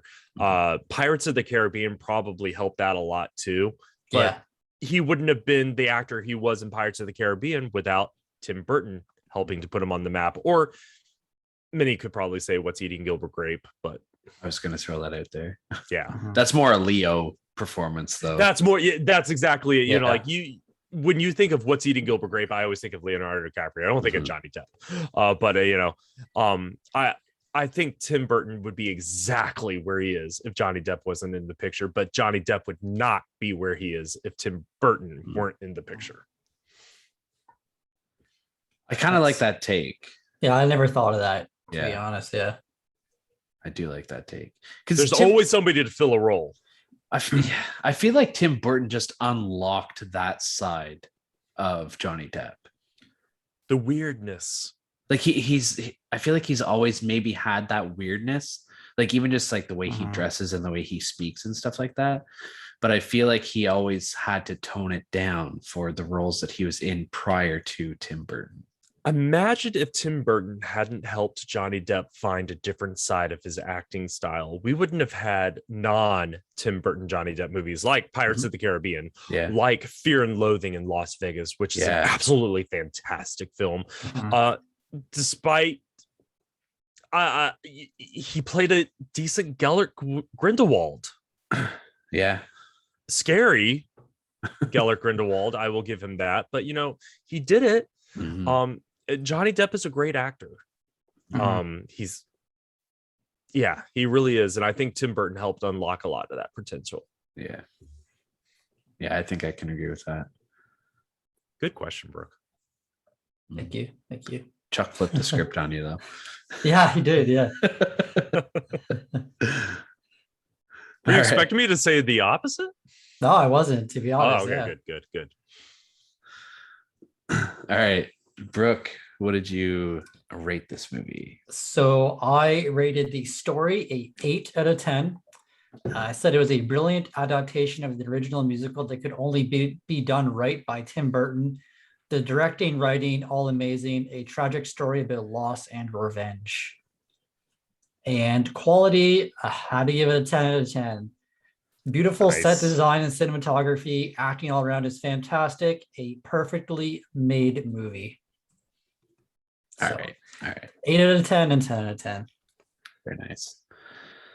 Okay. My story, I gave it a 9 out of 10. I said it was a fantastic story of revenge and pure anger while also mixing in a tragic tale of lost love and a new love forming. It's kind of all over the place with the separate love stories, but it all works so well together. This is one of my favorite Tim Burton films, and I fall in love with it more and more every time I watch it. It's weird for a musical to paint such a perfect picture for me personally. I often find myself like getting lost in musicals because like you're not listening to dialogue, you're listening to lyrics that are telling a story.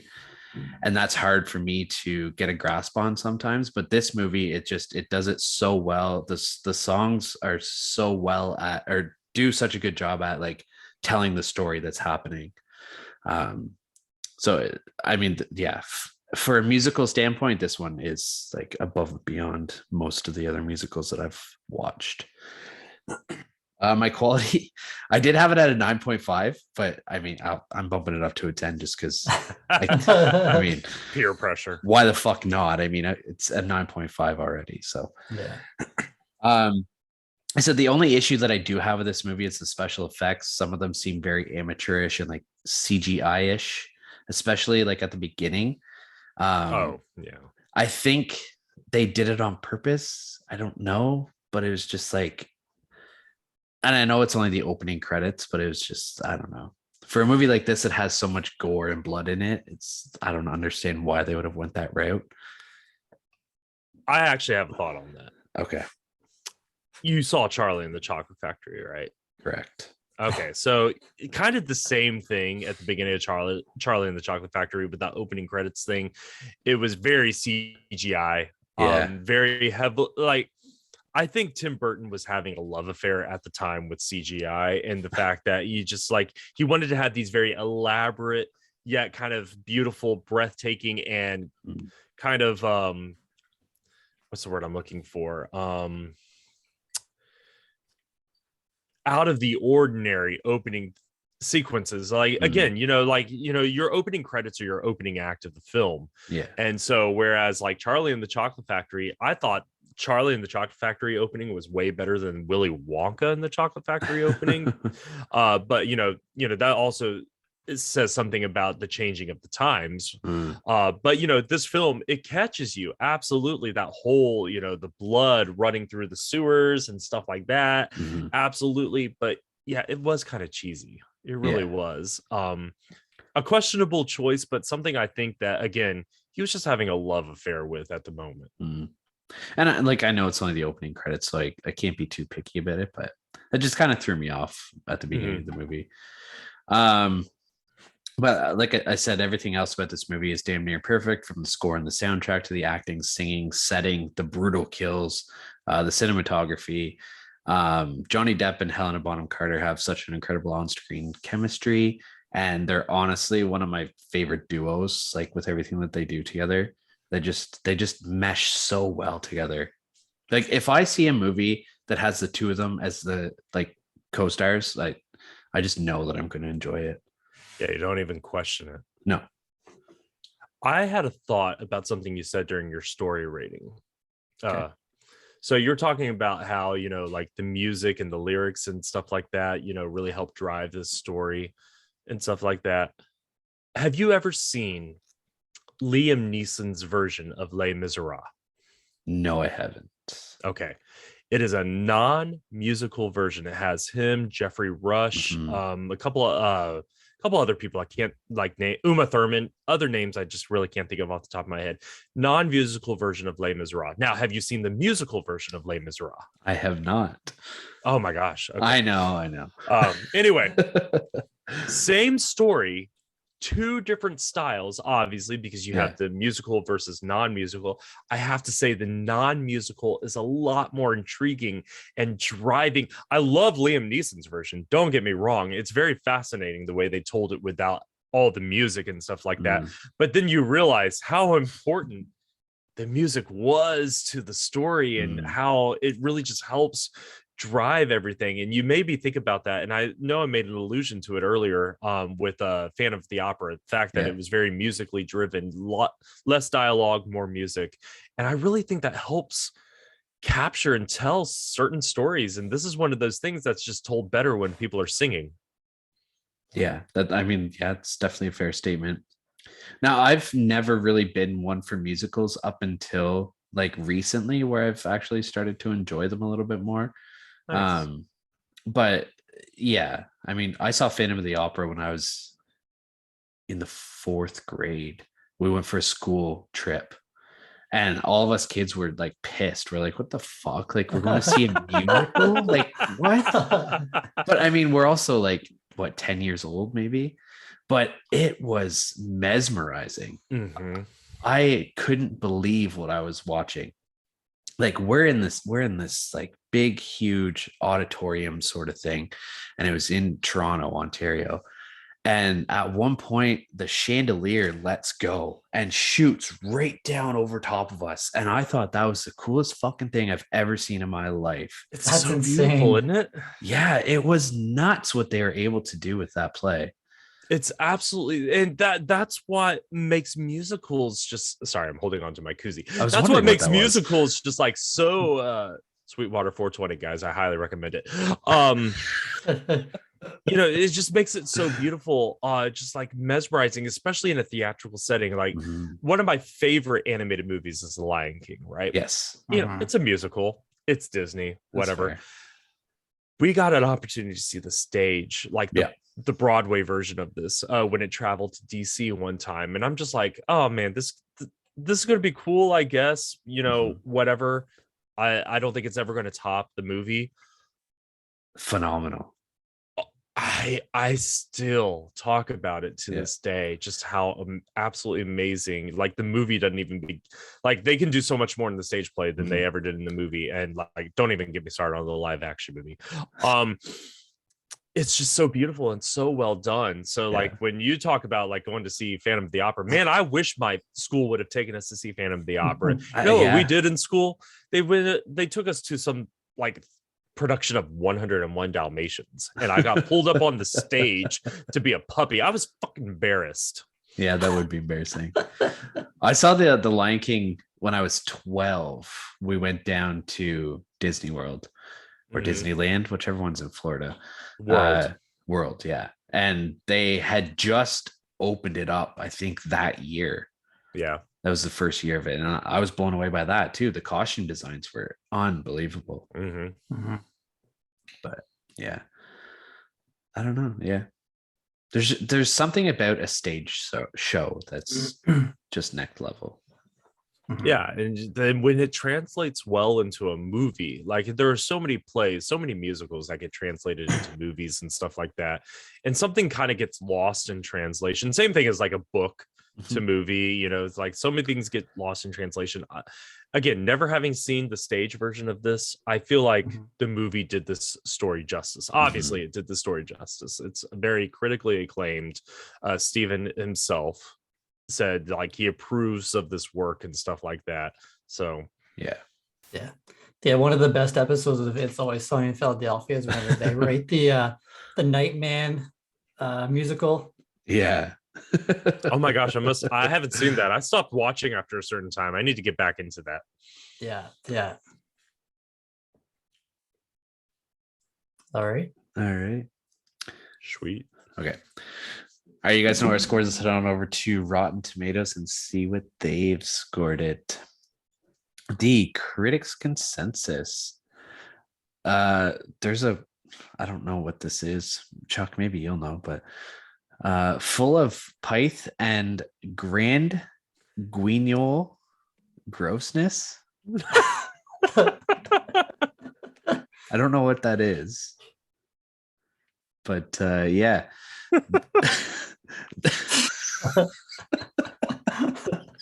Do you know what it is? Or we just liked it. Hey? They liked it. I hope they liked it. What did they give it? Well, I can't tell you that. But like what is grand green? I don't know. I'd have to look at it. Hold on. I'm gonna pull it up real quick. No, you can't, because I gotta ask you what the critics' rating was. Oh shit. Okay. Okay. Anyways, let me finish the consensus. Go ahead. It's not done yet. This macabre musical is perfectly helmed and highly entertaining. Tim Burton masterfully stages the musical in a way that will make you think he has done this many times before. Okay, so they liked it. Yeah. Going off that last part, but if Chuck did translate the first sentence for us, you know. All right, say the first sentence again. Oh, for fuck's sakes. Sorry. Is it pith or pith? Pith. Full of pith? Pith, I think. Pith? Yeah. Brooke, you're full of pith. Smells like pith. Okay, full of pith and grand guignol, Guignol. I have no idea what that word is. I'm looking this shit up. Grand. Again, just from that sentence alone, it felt like they liked the film. And then when you continued on, yes, I can conclude that they liked the film. Okay, hold on. It's a stage term. Okay, so like I feel like an idiot because I used to be an English major. Like, what the fuck is that word? I have no idea. I think it's full of pith and grand Okay, yeah, I can't say that word either. It's grand guignol. Grand guignol? What the fuck is grand guignol? Definition: a short drama stressing horror and sensationalism. So why couldn't you just what? Yeah. Grand Guignol. This was a movie critic who wanted to flex their vocabulary. Yes, Okay, that's all yes. it was. They wanted to make us feel inferior, Exactly. and it worked. It made me feel stupid. Here's the Jesus Christ. Grand Guignol, French. Jesus. Sorry, that's It's really French. Oh, that makes sense. Grand Guignol, French. Grand Guignol. bad. Grand Guignol. Guignol. Grand Guignol. Guignol. Okay, shut up now. Okay. Grand Guignol. All right. All right. So based I'm off going to that, start using that term in my show Yeah. when I start describing movies. Grand Guignol. so based off that critics' consensus, if you can remember it, what do you think the critics rated it? Let's see. A movie like this. I want to say that the critics, it's scoring in the 70s, like a 77, but it's like a 77 certified fresh. Okay. I'll tell you what, you got it half right. Oh, damn. Actually, you got it 3/4 right because you got the certified fresh right. Okay. The average score was a 7.7 out of 10, but the percentage was an 86%. Damn. It scored Yeah. higher than I would have thought. Yeah. Okay. Yeah. That's on I would have thought there were at least enough critics out there who would have hated it. that was on 232 ratings. Wow. 80, you said an 86? Yeah, 86%. I'm impressed. 86. I knew it was going to be certified fresh because there would be enough positive reviews about it, but Yeah, honestly, yeah. damn. Okay, cool. And the audience rating was an 81% on 250,000 ratings and an average score of 4 out of 5. Nice. All right. All Yeah. right. Not bad. That's not bad. Not bad at all. Letterboxd, it has a 3.5 out of 5. Blasphemy. Yeah. Mark and I both gave it a 4.5. I don't think Chuck had a chance to put it up yet, but what would you give it out of 5 on Letterboxd? We gave both of his scores a 10. So I know. If I gave both scores a 10, it would be hard not to give it a 5, quite honestly. I would have to give it a 5. I'm not feeling pressured into this at all. It's a great film. Alright. Yeah. I don't hand out 5s very easily. So Mhm. it's a great film. Yeah. Some I'm going to honorable go rate it right mentions. now. Jensen from the Fright Crew gave it a 3.5 out of 5.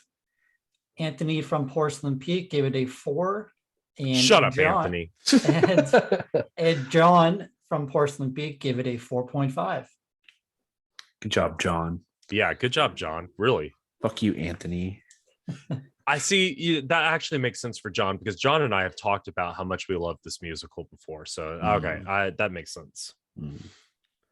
I could see. I'm surprised that Anthony only gave it a 4, though. I'm like, honestly, I really want to message him right now being like, what the fuck, dude? Yeah. You rewatch this and score it higher. Just appease us. There's my 5-star. Boom.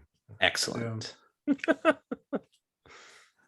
All right, Chuck, you've been on this show before multiple times. This is a new segment that is specifically for this month. I know, I love this. After this month, it's going to be gone, but we had to put it in. What do you rate this soundtrack? A Grammy? 10. So you're giving this a Grammy. This is I'm giving this a Grammy. This across the board. The soundtrack is absolutely phenomenal. I love listening to this thing. I've seen a lot of musicals. I'm a fan of a lot of musicals, but there's very few soundtracks that I actually download or buy that I absolutely love. I rank this as one of my top. It's right up there with Rocky Horror Picture Show. I love that soundtrack. Tick Tick Boom. TikTok, we were talking about that earlier. Yeah. Tick Tick Boom. Absolutely one of my other favorite soundtracks. I have that whole thing memorized by now. Just a lot of great Chicago, one of my other favorite soundtracks. It's so wonderful because it's just so catchy in a lot of ways, and the fact that it just goes from these ballads to, you know, these really uplifting songs and stuff like that. It's and you feel the emotion when it's just being sung. Like I know there's another category about this here in a moment where we, you know, we pick our favorite song, like which one would we add to our list, but just like I can't pick one. I have like 3, so very hard. It is hard. That's honestly one of the reasons why I was listening to the soundtrack while I was doing my notes, so I could pick my favorite song. It's so hard. I was just like, I need to listen to them all again so I can fucking figure this out. But yes, I give it a Grammy. 100%. Very nice. Very nice. Now, what is your one song to add to your Spotify or Amazon Music playlist? This was the hardest thing because y'all are going to make me choose one. I had 3 contenders this whole time. The opening sequence, No Place Like London, was just, it's absolutely one of my favorites. The other one is, I can't think of the name of it. Hold on. I had it pulled up and then I did just, come on.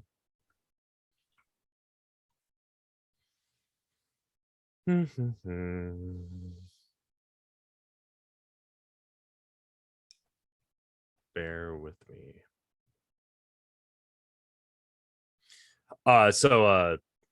No Place Like London. The other one was My Friends. So when he's reintroduced to his you know, his blades, his razors and stuff like that, I love that song. And then the Worst Pies in London. It's so fun to listen to that. So out of these 3 though, I would have to go with No Place Like London. It sets the tone for the rest of the film. Yeah. Or the rest of the story, I guess, depending on what version of this you're seeing. Yeah. Very true. I also gave the soundtrack a 10 out of 10. I said every song is either tragically beautiful or upliftingly fun, both of which will have you singing along to every track while watching Sweeney's steady descent into madness, all while painting a perfect picture scene by scene. And this is one of the only musical soundtracks that I listen to on like a semi-regular basis. Like I was telling you, Chuck, like I just randomly threw this on at work one day and it made me want to do this whole sort of thing. And I'm thankful for that. Yeah. My one song is ironically My Friends, which is nice. one of the ones that you had. Nice. I said I love Johnny and Helena together in everything that they do, and they complement each other so well in all the songs that they sing together. But this song in particular, it starts off with Johnny Depp sounding so like pained and emotional, and then it like crescendos into just pure anger towards the end of it. And it's such a great range of emotions for him, and like the orchestra in the background whenever he starts getting more angry with everything, and like the orchestra is just like fucking booming by the end of this song, and I love it. And you gotta just appreciate the characters just like desire for vengeance, and the fact that, you know, like he's not talking about blood. He never says blood. You shall drip rubies, precious rubies. It's like it's a love letter to the destruction he wants to commit. It's so oddly unsettling and satisfying all at the same time. Brooke. So I gave the soundtrack a 9 out of 10. Nice. I think they're all really good songs. Just a couple of them, like saying by kind of like the other back characters, like Joanna or even like Anthony, just like didn't really catch me like the other ones did. So I couldn't give it a perfect 10 out of 10. And then the one song I put on my Spotify playlist, this was really tough, but I went with Epiphany, which is the one where he kind of has that character turn, and they're like in the window talking about what they're going to do with the pie shop and all that. I really liked it. It's a good one. It is good. And I was looking up the Oscars. I don't know if this one would have been valid because like the it's for like best original score and best original song. So I don't know if any song from this would be like considered like original. I don't know, but Yeah. it didn't get any nominations for any music or anything like that. I think they just ended up cutting songs from the original play, not creating anything new. Yeah, that's what I thought. But yeah, it did win Best Art Direction, and Johnny Depp did get nominated for Best Actor, but of course he was going up against Daniel Day-Lewis for There Will Be Blood. So. Oh, you're not winning that Yeah, category. you're not, But I mean, like, you got to be proud for a horror movie. Is this a horror movie? I guess.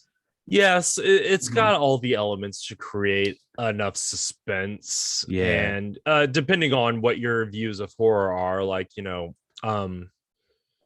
I'm one of those few people who doesn't believe Saw is a horror movie. Is it a gore movie? Absolutely. But was I horrified during the movie? No. Yeah. But I feel like this falls under that same category. There's enough like suspense, there's enough gore and stuff like that it could qualify. It could be like a slasher movie. Yes. Yeah. Yes. How cool would that be if they did Scream as like a stage play? Yeah, that'd be interesting. Don't tell Josh this. He'd make it happen. If like, and all of this, the soundtrack is like the actual soundtrack from the movie, but it's the characters singing the songs instead. Interesting. I'd see it. Sign me up, Broadway. All right, you guys ready for that scare section? Yeah. Bring Yes, it on. sir.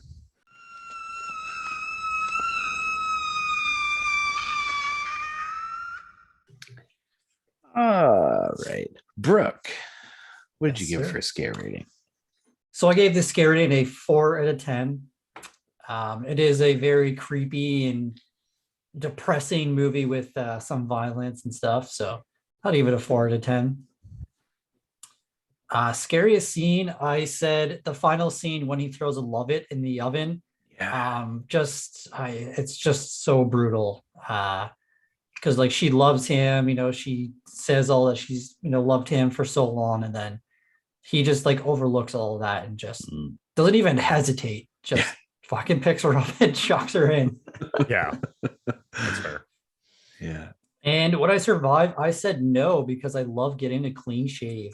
Oh, nice. All right. What about you guys? Chuck?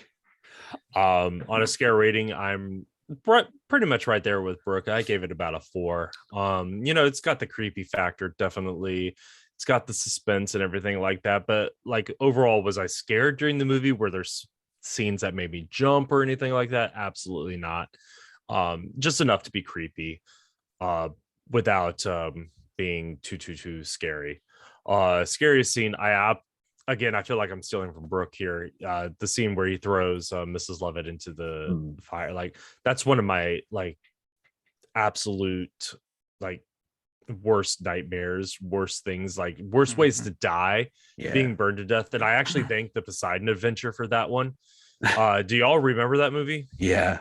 That one of the scenes where somebody burns to death, just like nope, I do not want to die burning to death. Absolutely not. So Speaking of same Saw, thing. Yeah, Saw right. 2. I that scares me more than anything else in this movie. So would I survive? No, because I too love going to the barber. So my luck, I would choose, like, I hope Devin's not a Sweeney Todd, but my luck, I would like go somewhere and visit a barber, and that's Sweeney Todd. So no, I would not survive. Nice. We're 4s across the board. I also gave the scare rating a 4. Nice. I said Johnny Depp is so good at making you feel sorry for him, but also scared as fuck by him in these types of roles. This role shows how much someone can snap with pure rage and anger, with the ease at which he just starts killing everyone. It's also a very dark and gothic type setting that really works well for this story. Yeah. My scariest scene, I went a little bit of a different route, but I said when Sweeney starts killing everybody, and like the angle at which we see their bodies hitting the floor underneath, just like every character falls head first, but they all land differently. Like one guy lands on the very top of his head and his neck like snaps right backwards and his body like falls back over top of his head.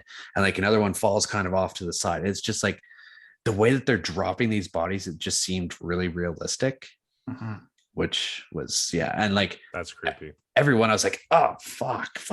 Oh my God. Like I was just like twitching with everyone.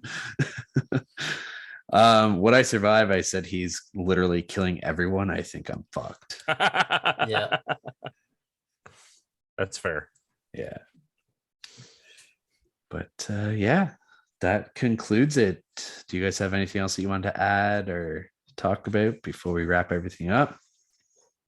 I don't think so. Okay. Well, Chuck, do you want to give yourself one last shameless plug? Certainly. So I am, again, Jeffrey Chuck Norris, and one half of the hosting team of Chuck and Ruff Go to the Movies, where we talk about different movies and things like that that have influenced our life or impacted our love of other movies. We are found on all your major podcast platforms and social media. We have Facebook, Instagram, and Twitter.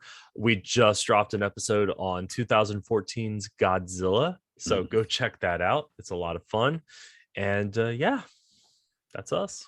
Very nice. Thank you. That's nice. Thank you for having me. Anytime. Thanks for coming on, man. Yeah. Had a blast like always. Anytime. As for us, you can find us on social media at Instagram and Facebook at A Podcast on Elm Street. If you click the link in our bio on Instagram, you'll find links to our TeePublic account where we have some of our merch. There's also a link to our Patreon account if you wish to support the podcast that way. There's links to each of our individual Letterboxd accounts, our Discord server, our Twitch account, and anywhere that you can listen to us. If you wish to be a guest on the podcast, shoot us a DM, chat us up. We're always ready and willing to have people come on.